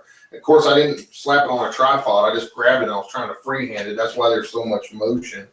But I recorded it and then I was like, man, I got to get a better view of this. And I wanted to get my 1,000 power binoculars. So I kind of zoomed in and out so you can see how far the distance is and see how bright it is. Yeah. And so I said, okay, I'm going to run back in the house and get my 1,000 power binoculars because I want to get a better look at this thing. And when I run back in the house, come out, of course, the freaking thing's gone. Yeah. Well, at least you got it at all. Yeah. I mean, I was so mad that I didn't, it's just one of those things you're like, man, I should have just stayed there with the camera and watched it, either take off or whatever it did, blink out or whatever it did. I don't know, but. That's pretty cool. All right. Let me get to the next one. Let's see. Oh, this is what I was looking for. Oh yeah, Waverly Hills. Planning to going. We're just going to start off first. We're just going to sit and listen and see what we can hear. We got a few minutes, and then we'll start. What was that? We're going to sit here and listen for a minute and speak to whatever's in here and see if we can get just normal responses without any equipment whatsoever. We do have a hand up here set up in the little room there. Seems like you got something weird going on in this area. Yeah, there was all kind of stuff going on in those little square windows and stuff coming in and out of them. Weird light anomalies and shadow play that I could not figure out. We were the only ones in that whole section. And you got an unendorsed door slam. Yeah. And that was right up there, right down the hall from us on the same floor. and there was no one up there but me and my cousin, my two cousins, and we were all in the same room. Like I said, your video list of places is like my bucket list so bad. Places I want to go. So jealous. You'll get there, man. Just takes time. Eventually. So what do you think of Waverly? Do you think it's worth it? I have a lot of people ask, well, is it worth it to go to Waverly? I'm like, I don't know. I haven't been there either. Yeah, I highly recommend it. It's full of activity. We were walking to go, actually, before this section of the clip, we were getting ready to go up the stairs to this surgical suite because there are a lot of stuff that's reported to happen there. And it looked like my cousin was stopped by a brick wall and he could not move. It was the weirdest thing, one of the weirdest things I've ever experienced. And he was legitimately scared to death. Like, he could not move. He felt like he was frozen. And then anytime he tried to take a step forward, it was like something was holding him back. And then when we got up in that room, I had the worst stomach pain. It felt like something just punched me as hard as it could in the stomach up there. All kinds of crazy stuff happened. Well, a lot of people died there. So yes, the death tunnel was really crazy. Now, I only saw the beginning part of this clip. Was there anything really more interesting on this one later on? Just the unknown footsteps, the door slamming, and there's a few weird light anomalies that come out from that left room, and you can see them, and some weird shadow fluctuations messing with the camera. There's a few light anomalies that come in, and I can't explain. They change directions and stuff. Nothing like dust would do. Travels vertically or horizontally or anything like that. They kind of move on their own. It's kind of weird. There was bats in there. There are bats. Oh yeah, I know that. I'll never forget the footage Ghost Hunters got of the little kid on the thermal imaging. It looks like a little yeah, that was awesome. And that was in their heyday when I really don't think a lot of shenanigans were going on yet. Yeah. All right, here's another one on my bucket list: the Allegheny Lunatic Asylum. Yeah. One of my favorite places, 30 minutes up the road from me. Oh, you lucky. Shadow Man captured on camera. Yeah, if you watching this clip, unfortunately, I didn't have the best IR lights at this time when I filmed this, but we were getting some voices on the ghost box. And if you watch from that door, the second door on your left, you will see a shadow figure, and I annotated, walk from left to right. You can see the arm swing and the legs. If you watch hard close enough, you'll see it clear as a bell. This camera just went over to that wall. Right here. Yeah. You're right. Yeah. It's really quick, but you can see the arms, the legs, the shoulders. Like walking across. You shot in battle. How did you die in battle? This is one of the best. I listened to this one before, so that's one of the reasons. Yeah. This is one of the best ghost box sessions I've ever had. It was at an armory. I thought this was really good. Yeah. So this was at Armory. Where was the Armory at? It's in West Virginia, in Roncevert. It's a little town called Roncevert, and they named the Armory after this World War II hero. And he was in the Army at West Point. He was a big football and star. And he was killed in the Philippines in World War II. So they named the Armory after him because that was his hometown. And I got some, I don't know if he felt like he wanted to talk to me because I was prior military, but if you listen to the clip, it's really interesting. You got some, replies that are backed in factual evidence. So I thought that was really cool. Rhodey speaks that she's going to Waverly Hills next. I know she's been planning on going there. I got to ask. She has a question. She says she's going there next year. She wonders if you had any advice for an investigator going to Waverly Hills. I recommend taking some candy for the children that are there. You will get a lot of responses. Wow. We tried that. Got some. They were telling us what kind of candy, what flavors they liked. Well, what kind of candy then? A lot of them said they liked cherry flavored candy. Cherry? Another thing we experienced was we had a cherry perfume smell on a couple of different occasions that we could not debunk or find anywhere. And it was almost like it was following us around. I have another piece of evidence. I never released it because I wanted to send it off to get verified by some experts. But we have a sphere of light that moves, and it's on 2 different cameras. That's really interesting in the bakery. And we got a lot of responses from the bakery area with the children. So I recommend that. Watch out for the surgery suite and the death tunnel, which there's some really negative stuff in there. Well, it's called a death tunnel. I would think it'd probably be. Yeah, I'm just saying. I mean, from what my experience was there, it was really negative in nature. So I've seen people play with the balls there, like the kids move. Yeah. We tried that upstairs where the woman hung herself. The nurse that was supposedly pregnant by a doctor didn't get any response. Got a few EVPs, but they were not clear enough to get to understand what was being said. Didn't get the ball to roll or anything like that. But we tried all that. And paranormal investigating is like fishing. Sometimes they bite and sometimes they don't. Exactly. All right, let's play this video because I do really love the spirit box session here.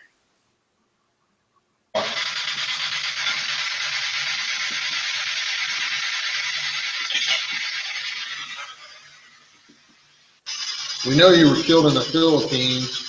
Was it an accident or was it during battle?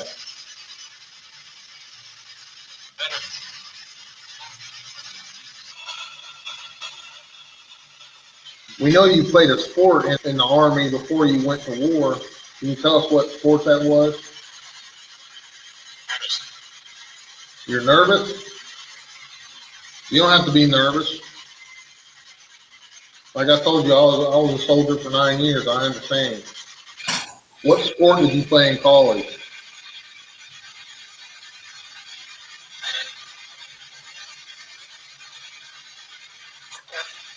Football. Awesome. Thank you very much. That's outstanding.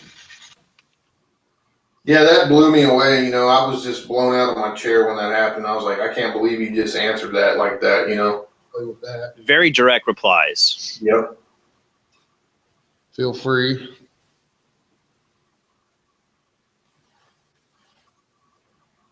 And I don't use flashlights that much anymore. And if I do, I use at least 2, and I like to use 3. Yeah. They are fallible, but if you use 3 and you use different colors, that's a little bit harder to debunk. Yeah. If that's you, turn the light back off, please.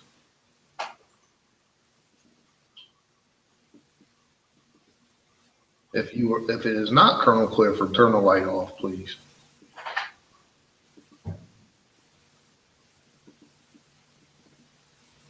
Okay. It's weird how it goes off. It doesn't just click off. Yeah, it's like he's turning it. Yeah. We're here talking, and we're open to spirits talking to us. Could you turn our flashlight on, please? All right. That was instant. Yep. Like the note for the recorder, the temperature has dropped significantly in here. I do feel a little bit of coldness, more than it was a couple minutes ago. Okay. I see you turn on the light again. If you fell asleep on the railroad tracks and got ran over by the train, can you turn the light off? You didn't? Okay. You got like the note for the recorder. I have a headache now. If that's you making me have a headache, you turn the flashlight on. I didn't catch that when I was actually doing it until I reviewed it. So I was like, holy crap, it told me to take aspirin. Thank you. Yeah.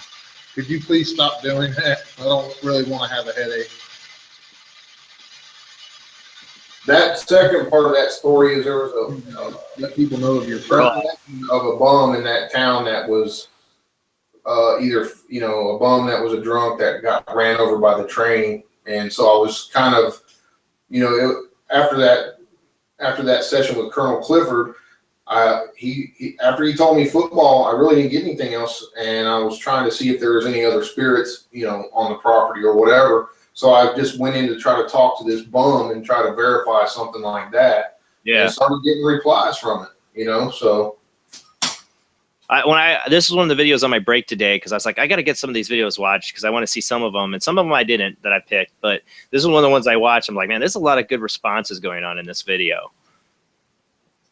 So I want to definitely play all this one. Okay, thank you.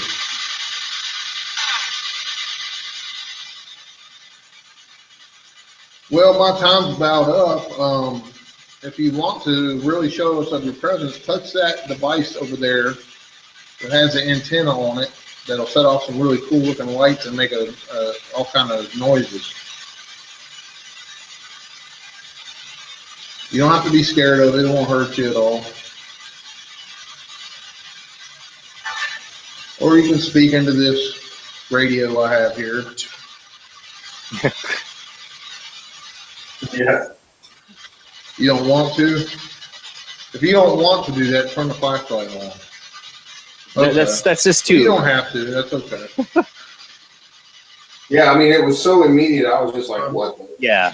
I mean, it was like bam, bam, bam. I know skeptical will be like, it's a faulty flashlight, but I'm sorry. Dude, I've been in, somebody one time they told me, oh, you have a remote control to turn that on and off. And I was like, what? A remote control? I mean, whatever, dude. I said, I don't have time to fake stuff. I do this because I love to do it, you know, and what you see is what you get with me. If you don't believe it, then you don't believe it. Most fakers don't commit this much time and energy. They put one video or two up and keep going. Except there's one guy on YouTube I got an issue with that's putting up a bunch of fake stuff. But anyways. There's several of those out there. Yeah. He works for YouTube. It's on his Facebook profile. There you go. You know, the guy works for YouTube. It's this kid, whatever, and he does TV production. But his house is haunted. And he has all this crazy stuff happening.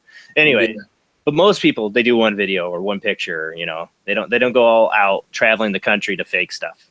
You know, exactly. I have too much time, money, and effort spent on this to fake anything. So, and I sure as hell don't make any money doing it. No, that's the other thing. Very little people make money. Yeah, if you're faking it, you better get a big time TV production going on for it and getting paid. Yep. You know, to make it worth your time. So let me finish this last here. You can turn the light off. Thank you. Yeah, I absolutely love that video. I watched that on my break from work today. I'm like, okay, I can't wait to show this. All right, is this Moundsville? Yes, this is a crazy. I want to go there so bad. I want to go there so bad. It's another one I've been trying to plan a trip to. I mean, if you listen to this when we're talking, doing our intro, I mean, you can hear disembodied voices telling us to get out. It's crazy. I always say there's common responses you get on EVP or Spirit Box, and get out has got to be at the top of the list. Well, and you can imagine you have two law enforcement officers in one of the worst, darkest prisons in America's history standing in there, and they hate us. Yeah, definitely. All right. This is CRPI or West Virginia Penn, WDPI, Connecticut Paranormal, and Willie Hatchett, right? We're starting in the infirmary, right? Yeah, it's like where the So JJ and others are down at North Hall. And we are hearing some crazy noises right now. So we're going to put the camera out and see what we can get. Yeah, that girl that was with us, Cindy, I used to investigate with her a lot, but we don't work together anymore. And her camera actually was thrown to the ground on this investigation and broken. Oh, jeez, that's the worst. I lost the camera on an investigation. I about cried.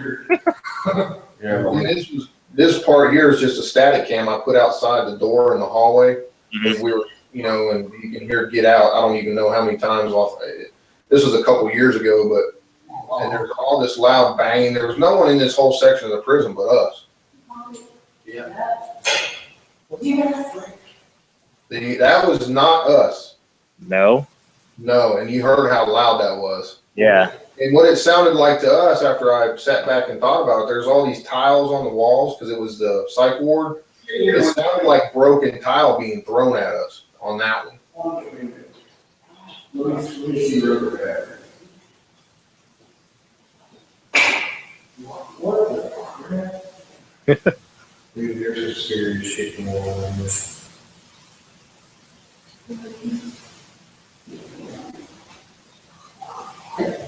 And you can hear the heavy furniture dragging sound. I mean, there was all kind of activity going on up there. And it's just what, 3 or 4 of you guys? 3 of us in that whole wing of the entire prison. Wow. That's right above the Alamo, the worst part of the section. Oh yeah. Now, isn't they have a thing called the Sugar Shack there too? Yeah, that's on the whole other end of the prison, down under the ground. I have several clips of stuff that happened in the Sugar Shack that night too. There's all kinds of crazy stuff in that night. Yeah, that's one of my #1 places I want to go to. Who are you? Almost looked like you had a shadow person down at the very end there. Yeah, there was some weird pixelation and shadow play going on down there too, but it wasn't clear enough for me to annotate it, so I just let people make up their own mind. Here, this is in the Sugar Shack right here. Yep. Do something simple like turn the flashlight on. Some weird light anomalies, some weird responses on the Ovilus story. Just twist. Something touched me right there. You almost see something floating around you, like something, could be dust, but like when you're doing that, it might have been. Well, watch the one light anomaly. It goes down and around that pole and comes back, and it's not above. I think it's on this clip. If not, it's on the other pin clip I put up. I put 2 clips of this session up. What? Oh, I see it.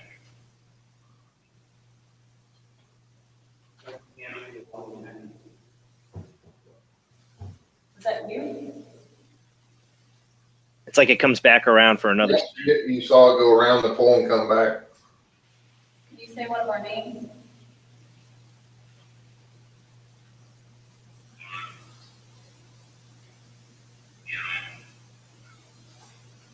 You have what?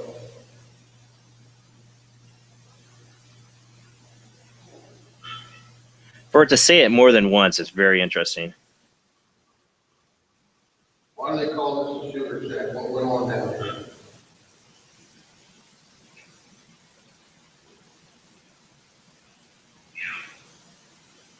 I mean, that's 4 times now it said hurt. Yeah. And it says it again? Yeah. It's the only thing we could think of. We were officers and it was threatening us, Yeah, exactly. They're the most hated people in there. I mean, they killed guards in this place during the riots. This is a place where they boiled one of the guards alive, right? Yes.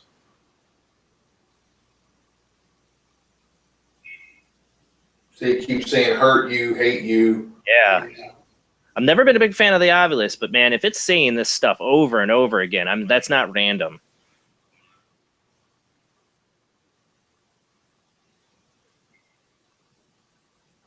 There's a really interesting, says, why are you? That's why Yeah. Then it calls her a bitch. Or no, it called my cousin a bitch, Billy. Who's a bitch? They had to clarify. Is where you brought the bitches? And there was a lot of rape and stuff that happened down in here because the officers just did not go down in there. It was too dangerous. No. Sugar Shack was probably the nexus of evil in this place. Yeah. See there, it says hurt again. It's crazy that it keeps saying that. It's a huge box full of words. It shouldn't go back to the same thing. Oh. Yeah.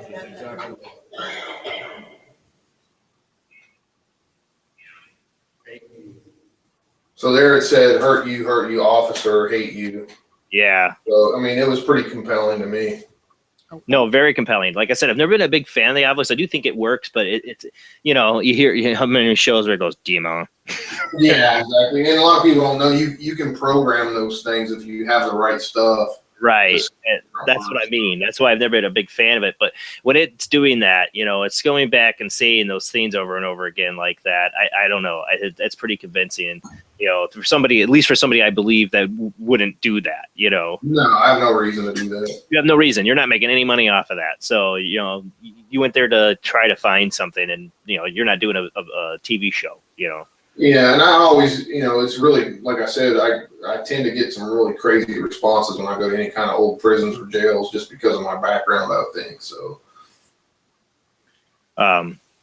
but yeah, put 2 police officers in a jail that has a history of some of the worst, one of the worst riots ever in a jail. For killing officers. Yep. Yeah, it's gonna be bound to be some bad stuff gonna happen. All right, I'm not gonna play everything here, but we had a few here. Have what's left? Real ghost activity captured on camera. Scary. What is this one? I can't remember. Oh, and that's at Waverly too. I don't know if we watched. Yeah, that's another Waverly one. Haunted store. Yeah, the bottom one, the next one down, is at the same store. It's really creepy.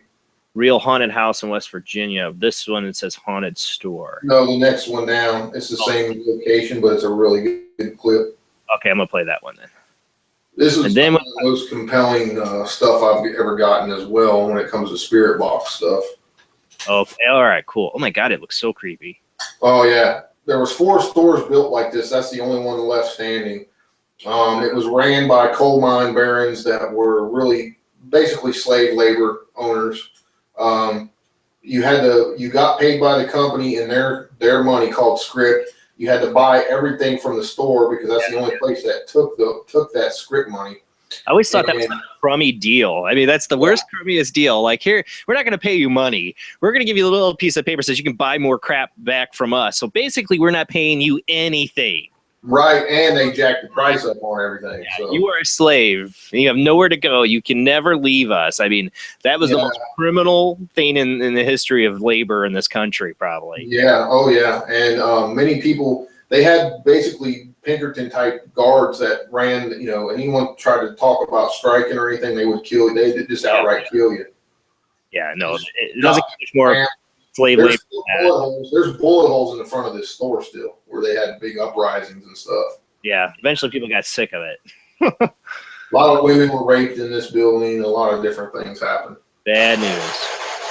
How many of you are in this room with us right now?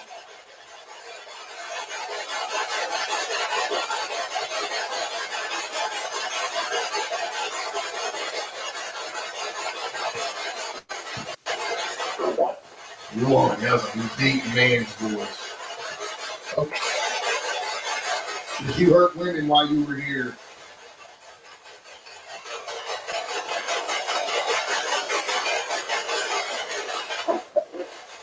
Yeah, I did. Did you hear? So you like hurting women, huh? I think you're a piece of dirt. There's a piece of dirt when you're alive and a piece of dirt when you're dead, too. Well, I do a little provoking there.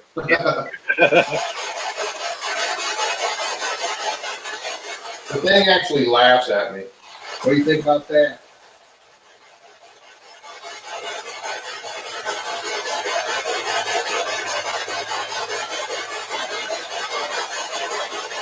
Tell me your name. Or are you too scared?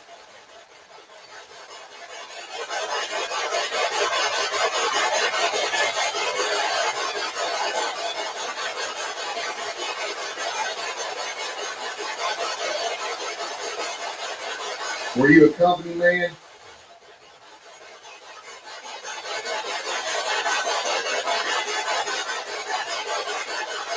That's why I got sick doing something like that. Yeah. So you were a company man? You're laughing at me because you made me feel sick. Did you hear that? You laughed at me. You have no power over me. You're not allowed to touch us, harm us, follow us. You got to stay in the hellhole you're in.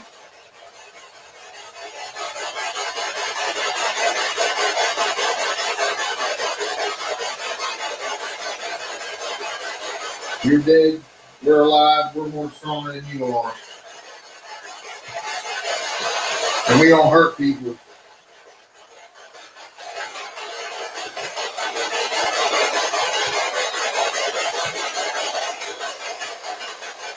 How many women did you abuse when you were here?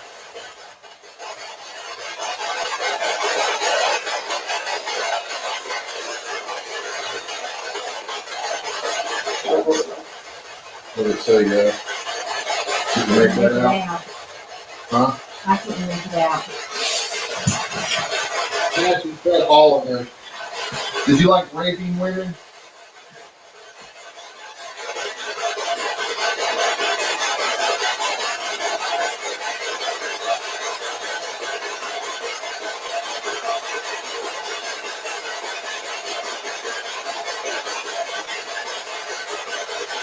How many men did you kill?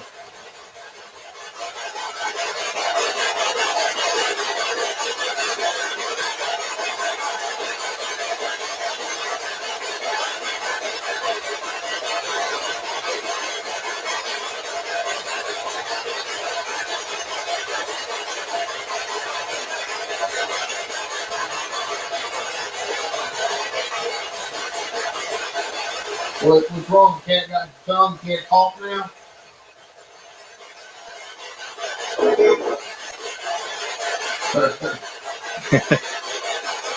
He's talking some serious shit. Debbie B just asked, was Kim Baker there with you? No. What if I told you to kiss my ass?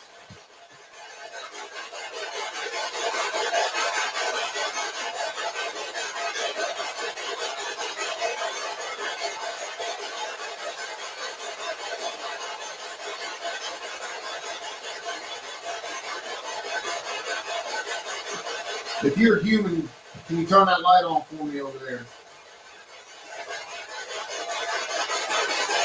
All you gotta do is touch it and come on.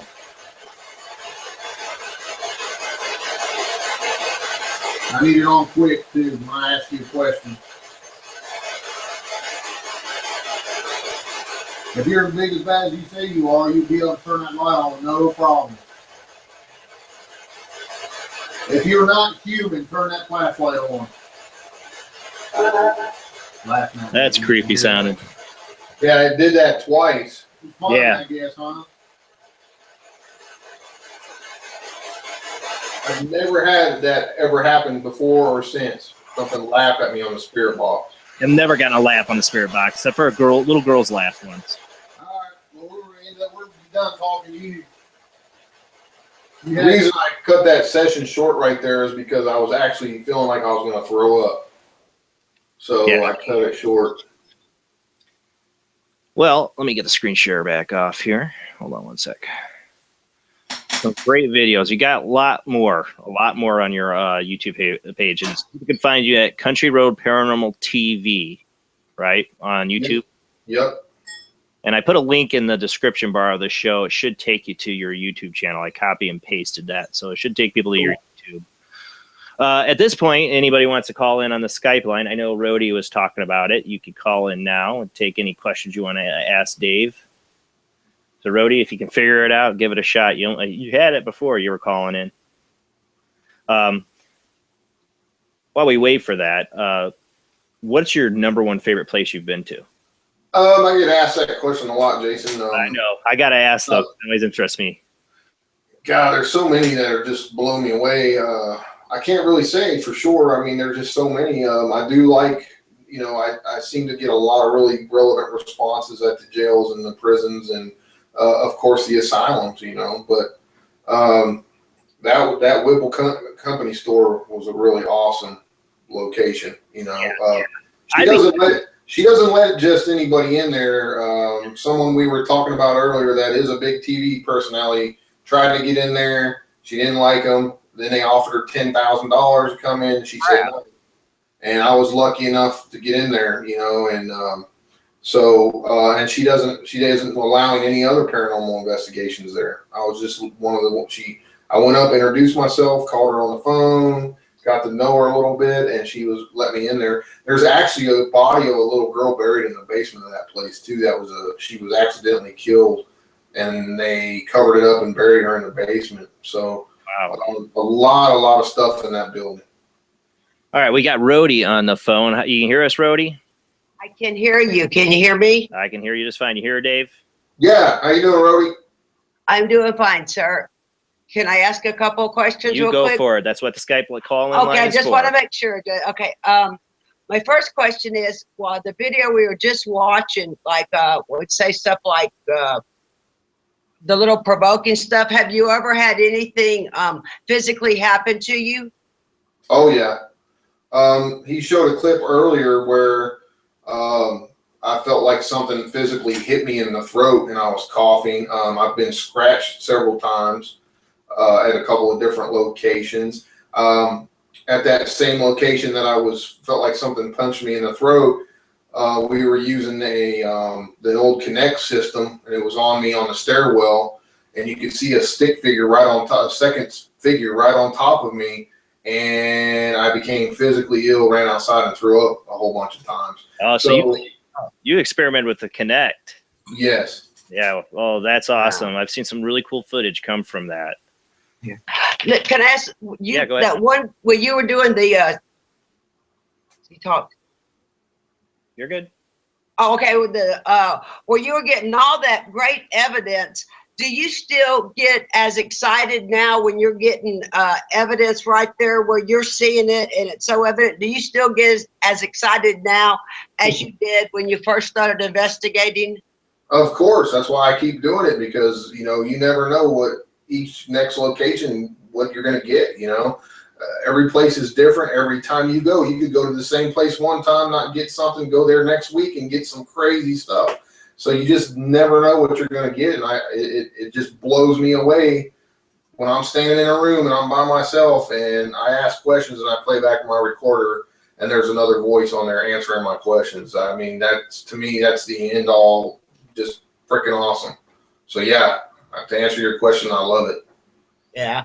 EVPs are also my favorite kind of evidence, and I'm just glad to hear. I'm already an older person. I've just been doing it 5 years, but I'm still so excited every time I go anywhere. So I'm glad to hear that you still get as excited also.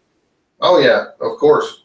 I know I do. Yeah. I know I just did a recent investigation and I did a alone session. You know, I went off as a sacrificial lamb and got about 5 EVPs in a 10-minute session. I was blown away. I'd never get that, you know, hardly ever. It's been a long time since I got any kind of responses like that. So I'm like, woohoo! I'm like a kid at Christmas. Oh yeah, and different combinations of people can get different responses. You know, they might not like that someone that's in there with you, so you go in alone and bam, you get all kind of responses. You just never know.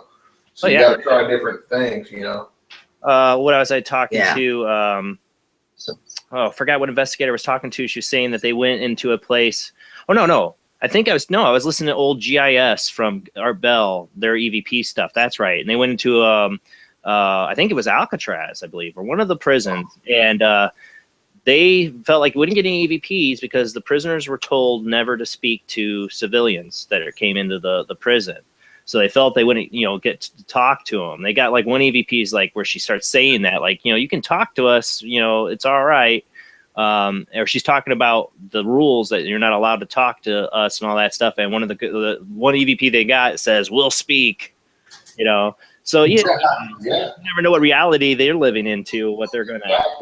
They might not even know they're dead. They're still living in that time. So. Well, I love the movie The Others. Oh yeah, that movie's awesome. You got some great questions. Got any more, Rhodey? I love your questions. They've been great. Yeah. Well, oh, sorry. Yeah. I'm hearing what we already said. I'm sorry. So it's catching me off a little. So do you believe in using anything available to you to try to communicate? Like if you see a ball laying underground, you'll try to throw it, or maybe the spirit may move you. Here, light a lighter, you're in the building, blow it out. Do you believe in using any and everything, or just the known paranormal equipment? No, you want to try to use all kinds of trigger objects, you know, whatever the case may be. Say if people talk about there was a mechanic that died here tragically, you know, maybe get out some power tools and use that as a trigger object. Use anything you can think of to elicit a response from that spirit, you know. One thing I do not condone, and this is my personal opinion, many people use these, is Ouija boards, okay? Yeah. The reason being for me is I feel that if you have to have something manipulate your body to utilize that board, then you're just asking for trouble. And that's my own personal opinion. People can take it or leave it. Many people use them, never have any negative effects, but many people that do use them have many negative effects afterwards. So that's why, you know, after so many years of doing this, and I kind of ran the numbers on all my residential cases of folks that were using Ouija boards or had used the Ouija board that were having negative phenomena go on in their house. It was over 95%.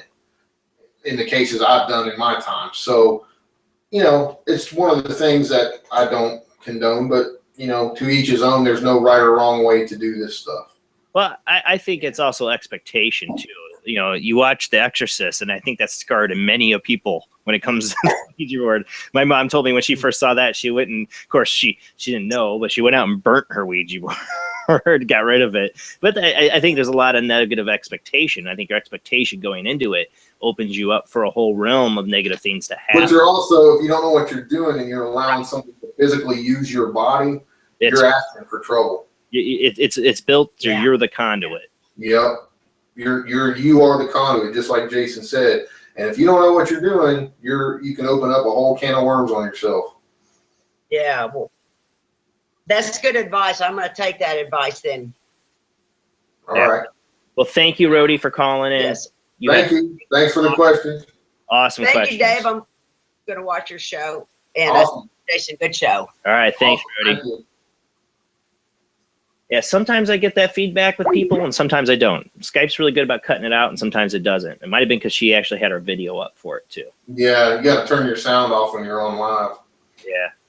Well, she had her headphones in. Sometimes she should have been good then.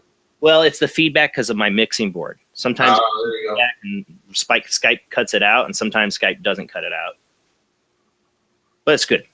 Yeah, I've always felt like Ouija boards can be used by people who know what they're doing.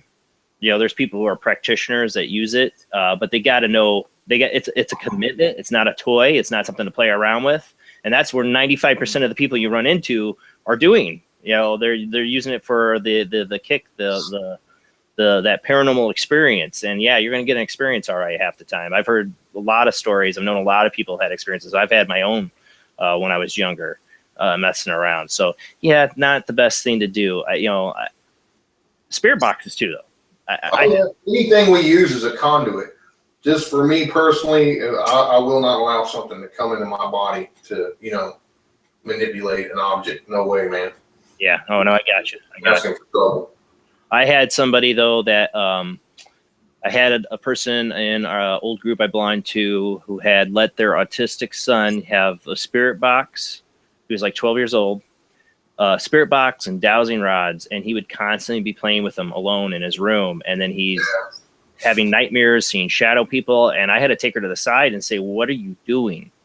These aren't toys for a kid to play with. These aren't things to, I understand he's interested, but you gotta understand what you're getting into. This is not something to play around with. You need to stop it now. And I'm not saying, I've been in locations with people I've worked with, and I was there for them to back them up in case they needed help when they were using Ouija boards.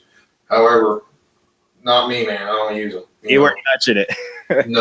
I wouldn't touch one again either. And it's not like I feel like something would happen to me. It's just a choice that, I'm not gonna delve into that. It's all personal choice. And like you said too, anything we use, this can be dangerous, folks, whether you believe it or not. If you all do this long enough, you will have stuff follow you home. You will have strange occurrences happen. I've had it happen to me, so it can be dangerous. And like when I do public investigations, I won't let anyone under 18 come to them. Yeah. Because I don't want to be responsible for that, Yeah, no. Something happens, because it can and will and does happen. Yeah. No, I've seen it. I've had it just recently with an investigator who I felt got a slight, I don't want to say possession, but she was frozen in her spot. It's Judy I had on my show. She was frozen in place and couldn't move, and then had memory lapses. Yeah. So, it's something you always have to be on the watch out for. And stuff following you home, well, I've had that before I ever was an investigator. I'm a magnet for it, but some people are. Yeah, some people are. It's just she's gotten really good at warding our house. But and then I do spirit box stuff in the house and get yelled at. So. Oh yeah. I don't do that anymore. It's only once a month for the ITC Collective show I do. Oh yeah, I hear you. I've done it before. I'm not gonna say I haven't. Yeah, it's hard not to. It's hard. If I do it, it's usually outside of the house. So. I noticed that you've had videos where you're out on your porch. Yep. Out there, it's like, he's not doing that in his house. Nope. So when you're have you had that experience though, where you felt like something did follow you home? Oh, yeah, definitely. A couple of occasions where I had to, cleanse the entire house and property and stuff, and myself. I came home from an investigation, and about, I don't know, it was about a week and a half later, and I had some friends that were coming back from Scarefest, and it was really, really foggy. And they said, "Hey, Dave, can we stop and sleep at your house? But we can't see." I said, "Sure." And we were sitting on the couch. The one lady went to sleep because she was exhausted from trying to strain her eyes driving, and another one was kind of dozing off. And right in the center of the room, it sounded like a light bulb exploding. Oh, wow. So my first reaction was, well, hey, I'm gonna, light bulb blew up, no big deal. I went and searched every light bulb in my house, nothing. They were all fine. And then right after that, when I was walking around trying to figure out which light bulb blew, I smelled that sulfur smell. And I was like, oh yeah, that was, something was just trying to manifest is what happened, and made a, when it tried to punch through, it made that pop. Right, as I say, it sounds like something popped the cherry of your house protection. Yeah. That's what you heard. Yeah, and then if you start smelling sulfur, it's like, okay, time to get out the sage and. Oh yeah, man.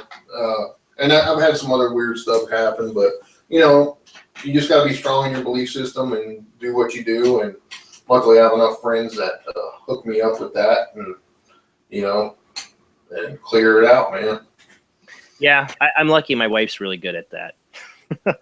She had to learn. I mean, she knew before she ever met me, but I mean, our first apartment was really haunted. There was no getting rid of that stuff. It was just ingrained in the property we were at. But when we moved to a neutral place, the only ghost that was here was probably the guy who built the house, but he was harmless. But then other stuff would follow.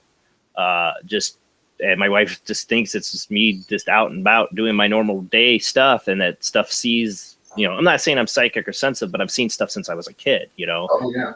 I don't dwell. I've had friends too, that have been investigating for a long time, and they developed attachments and they had to quit. I mean, they could not. It took them a lot of work to even get the activity down to an acceptable level, and they still have problems with it, and they haven't investigated in several years.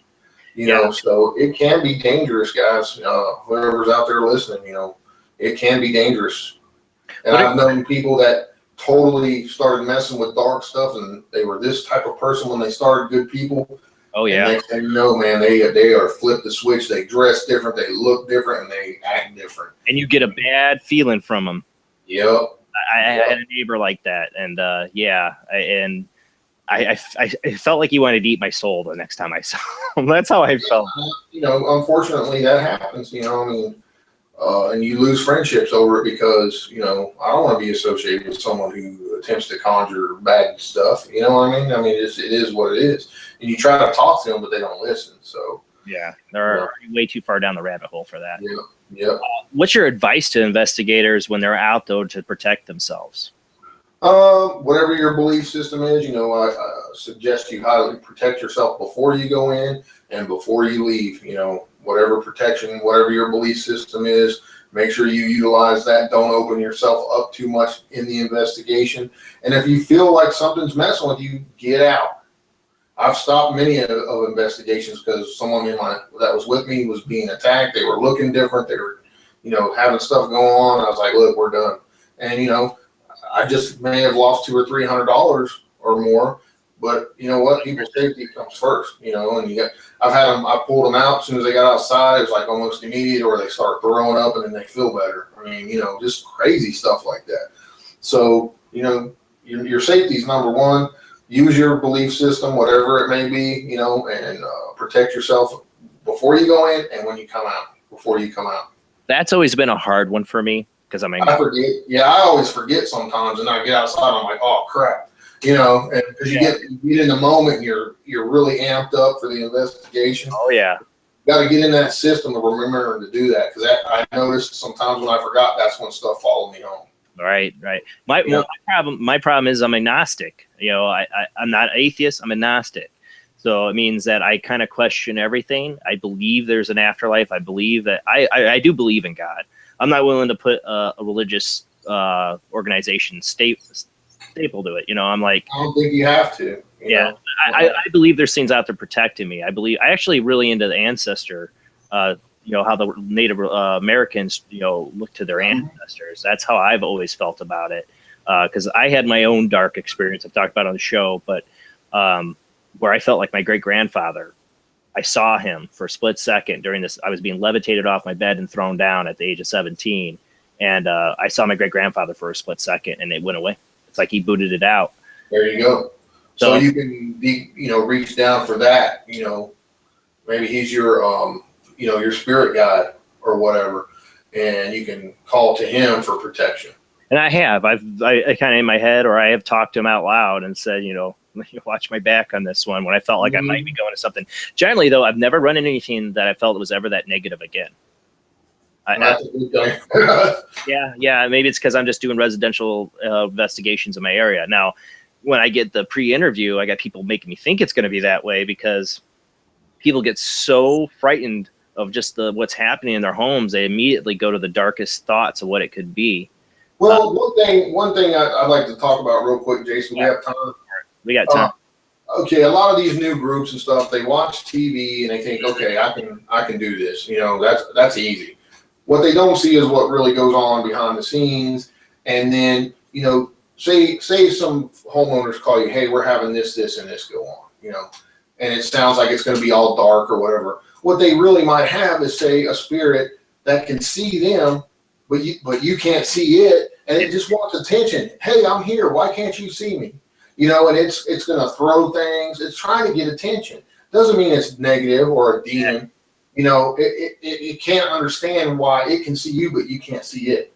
And that's one thing folks have to remember. You have to think outside the box on this stuff, to really get down to it. And, it could be one of thousands of scenarios like that. And doesn't mean it's a demon, guys. I know. Don't use the D word, because you're going to back yourself into a corner that you can't get out of. Because number one, you can't prove it. And number two, there's no way to prove it at this point, And you don't have to put that in the head of a client. Right.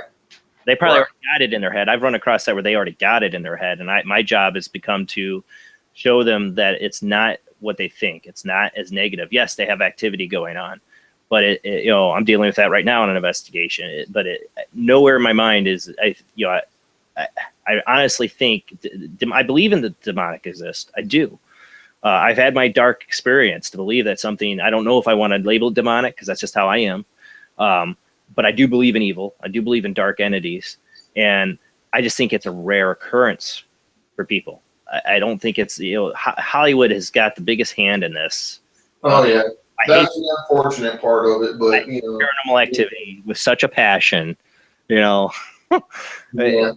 People like, oh, you've seen Paranormal Activity. What do you think of Paranormal Activity 5 or 7 or 8? It's Hollywood, but I love a good horror movie. I mean, who doesn't? But oh yeah, I got a whole Stephen King collection. And it's just unfortunate, and all these people are going out there and they say, I cleanse houses of this, that, and the other. When really, guys, there's not too many folks that are really legitimately can do that. Okay, in my point of view, to be someone that is an exorcist, or you have to be certified by the church. It takes years and years of training to be able to do that. In my personal opinion, there's a lot of these folks you see on TV. They go out there and they get this online degree saying they're a freaking demonologist, and it's just BS.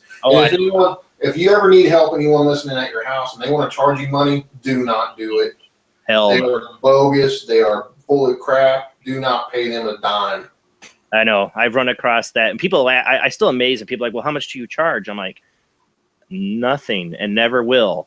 And our group, we stay out right out front. We know people we can reach out to help you change the energy in your home, maybe cleanse it. But we are not Ghostbusters. We do not come in and rid homes of ghosts. Same thing here. I do. I know I could probably do some of that, but I don't do it. I reach out to folks that I feel have the proper training, and the abilities to do that. And that's very important in my book. If I do not cleanse your houses, rid your locations of anything whatsoever. All I do is try to document what's going on, back up your story, and then I hand it off. If you want it gone, then I hand it off to other people. That's exactly how we do. Now, my wife, she's good at helping, basically the basics of changing the energy level. Right. You can do that. Yeah. But that's it, and that's all we promise. If you do really want just a little bit of something, my wife will do it, but it's not something we really do with the group. And I reach out to other people to try to do it because it's a commitment. The people that do cleanse houses, it could take years. It can take years. People don't understand it. Somebody's not just going to come in every time and say, bam, bam, bam, okay, it's clear. It can take years and years of doing this to get rid of something that's truly negative and evil and demonic. Or never. Or never. Exactly. There's places I can feel it in my bones. There's nothing that's going to get rid of this in this house. It is ingrained in the property. It's ingrained in the house. It ain't. Exactly. You can cleanse it all you want. It's not going to change it. You can exercise it all you want, and I don't think it will change it. I don't know. That's just an instinct of mine about certain places, like our first apartment had. I don't think there was anything you could do to change it. It was an open door, to everything. Well, and some places are like that, and there's just so many, a plethora of things that could be causing that type of stuff, And you're never going to understand it. That's the thing. It's one of those things that you're trying to get rid of something you don't even see or know or understand. Yeah, and one thing crazy about the paranormal, for me anyway, the longer I do it, the more questions I have. It's just like, man, it's like you think you're going to get somewhere and then bam, you got 10 more questions that pop up and you're like, man. But that's what the excitement is of it for me and the constant pursuing of it, so. Yeah, that's why I keep doing it, because I constantly have more questions, and I have my own, in my mind, I have tons of different theories, and I don't go with any one of them, but I think about different theories. Like I'm a big one on parallel universe interaction, and I talked about John Lear tonight and the moon and how my mind thinks about the moon. Yeah, all of it's crazy. It's all paranormal related, It's just something out of the normal, the norm, and there's so many different aspects of that, whether it be aliens, Bigfoot, unknown creatures, ghosts, whatever. I mean, it's a whole wide range of things, and it blows me away, all of it, and I love all of it. That's why I do it. Yeah, and EVPs, being my number one favorite piece of evidence that I've gotten. What is your before we go? What is the number one thing you think you got evidence-wise that just today you think is the most outstanding thing you got? If you had to show one piece of evidence that you have, that's a tough one, man. Of course, there's thousands of EVPs that I have, but those are pretty much my favorite. But it's the holy grail of paranormal investigating is to capture a full-bodied apparition. I've got a couple. You guys saw one really good piece of evidence. I think that one of my best is that shadow figure I caught at Tala. And I mean, it's a little pixelated, unfortunately, but it is what it is. And then I've got a still picture of a shadow figure in a corner of a building that's really good on my website. And then there's another full-bodied apparition that it's been verified that there's no CG, and I had it done by the University of Delaware on $1 million machine of a full-bodied apparition standing there, and that was taken off one frame of video footage that I caught in Tennessee. So it's just a snap. Yeah, well, the video was shooting, and the two folks I was with, they're very gifted people spiritually. And what was really cool about the whole clip is they were saying, there's something over there watching us, something over there. So what do I do? Doing what I do, I grab the camera. I'm like, where? Tell me where. Yeah. And I get the camera on where I think they're telling me. And then a fan who was watching the show took it down frame by frame for me and said, Dave, you got to see this. And on one frame, man, it's a full body. So he knew a guy who's an ex-cop. I got in touch with him. We put it on the machine, and he verified it that it's 100% real, no CG, nothing. It's a real image on there. So you can go on my website and see it. What's your website? It's www.davespinksparanormalinvestigator.com, and it's on the evidence section. You'll see it. And it's on there. All those pieces of evidence are on there, along with some really cool EVPs and whatnot. So, well, thank you so much for coming on tonight. Hey, thanks for having me, man. I really enjoyed it. Yeah, anytime. I love having investigators on here. I'm a big evidence guy. I love looking at evidence. And when Carissa said, "How about getting Dave Spinks on your show?" I was like, "Well, yeah." And she's like, "All right, I'll message him right now." I'm like, wait. But she did. So thank you, Carissa. Because I saw a lot of your YouTube videos before I ever chatted with you, or before Carissa sent you a message. I'm like, man, this guy's got a lot of good evidence. He's got, like I said, the bucket list of mine of places he's been. So I'm like, oh, I would love to have him on the show. the show this. So because it's yeah, I've been working with Carissa and Phil on their case too, and got some more stuff coming out on that very soon. Are you going back to Phil's house? Oh, I'm sure I'll go back, but I'm still working on evidence from the last time, and I'm going to be putting together a new video on that. And we're going to be on actually on another YouTube show on the 10th of December, I believe, talking about it in the Do You Believe show. And if you want to have us on, we'd be more than happy to come on your show too, man. Talk about it if you want. I had Chris and Phil on for the Horsefly Chronicles. I told them I want to get them back on, and I'd love to have all three of you on. Sure. Because it's an amazing story and a lot of weird stuff going on. Oh man, some of the stuff we caught last time was on video. Was during the live show was pretty amazing. I watched some of it. I got on there and watched some of it, so that was really cool. You guys had you guys had the Voicubus going on that one, right? Yeah, the Voicubus, yeah, and then we caught some really good. There's some really good video evidence that I'm putting together right now where I've slowed it down. You can. In that one room that Phil talks about, man, all the time. And it came out of that room when he was actually attacked in that room during that live show we did. And it was pretty crazy stuff. Well, I can't wait to see that. I'm a big fan of Chris and Phil's two shows that they have. One on Blog Talk Radio, they do Sleepless Nights, and then the Paranormal Panel they do on Radio Kingdom. Yeah. Oh, yeah. But they get guests and stuff on there. They don't talk about their stuff so much, but I definitely want to get them back on here to talk about the Horsefly Chronicles again. Oh, yeah. Just let me know, man. I'd be more than happy to do it, brother. I'll shoot Chris a thing. So thank you, Phil. I'm talking Phil. Dave. Horsefly Chronicles on my mind now. Yeah. Next Sunday, I'm going to have Alexis Matuso. I'm probably butchering her last name. She's works with a haunted theater. She's written a book, I believe, and she has her own radio show too. So next Sunday, 10 p.m. to midnight, we'll have her on. Thank you, Dave. Thank you for all the guys for using the chat tonight. Sorry I couldn't chat with you so much. It's hard for me to do two things at once. All right, guys. I'll see you next Sunday, 10 p.m. to midnight. See you. Peace out, guys. Have a good one. All my thoughts of place, am I still awake? When you get the time, leave your soul behind. All the signs align, am I still gonna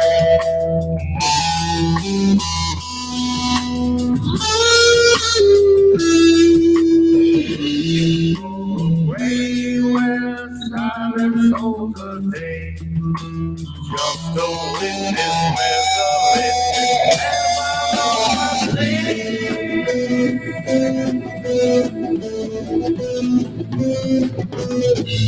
I on my I am just one request. I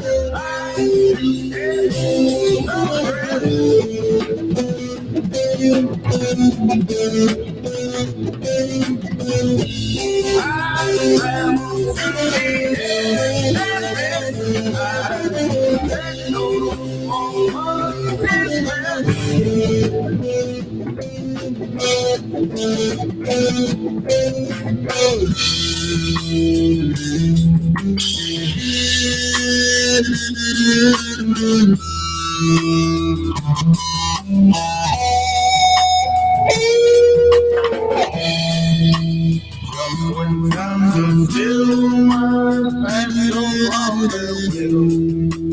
Never found my fill of roasting chill.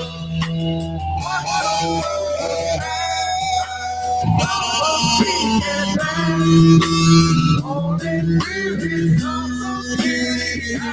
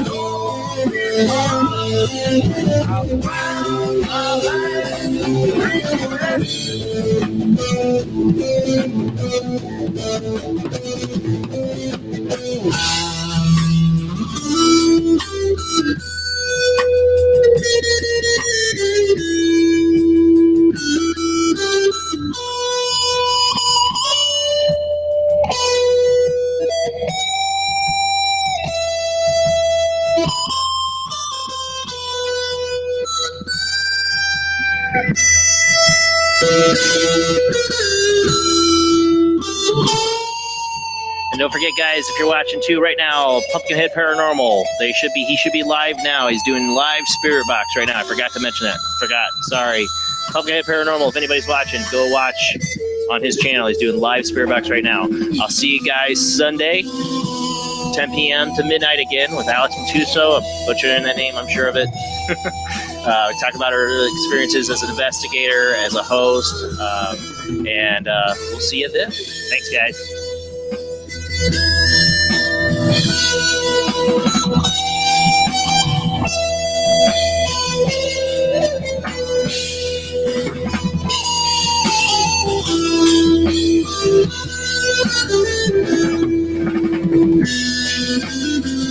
Thank you.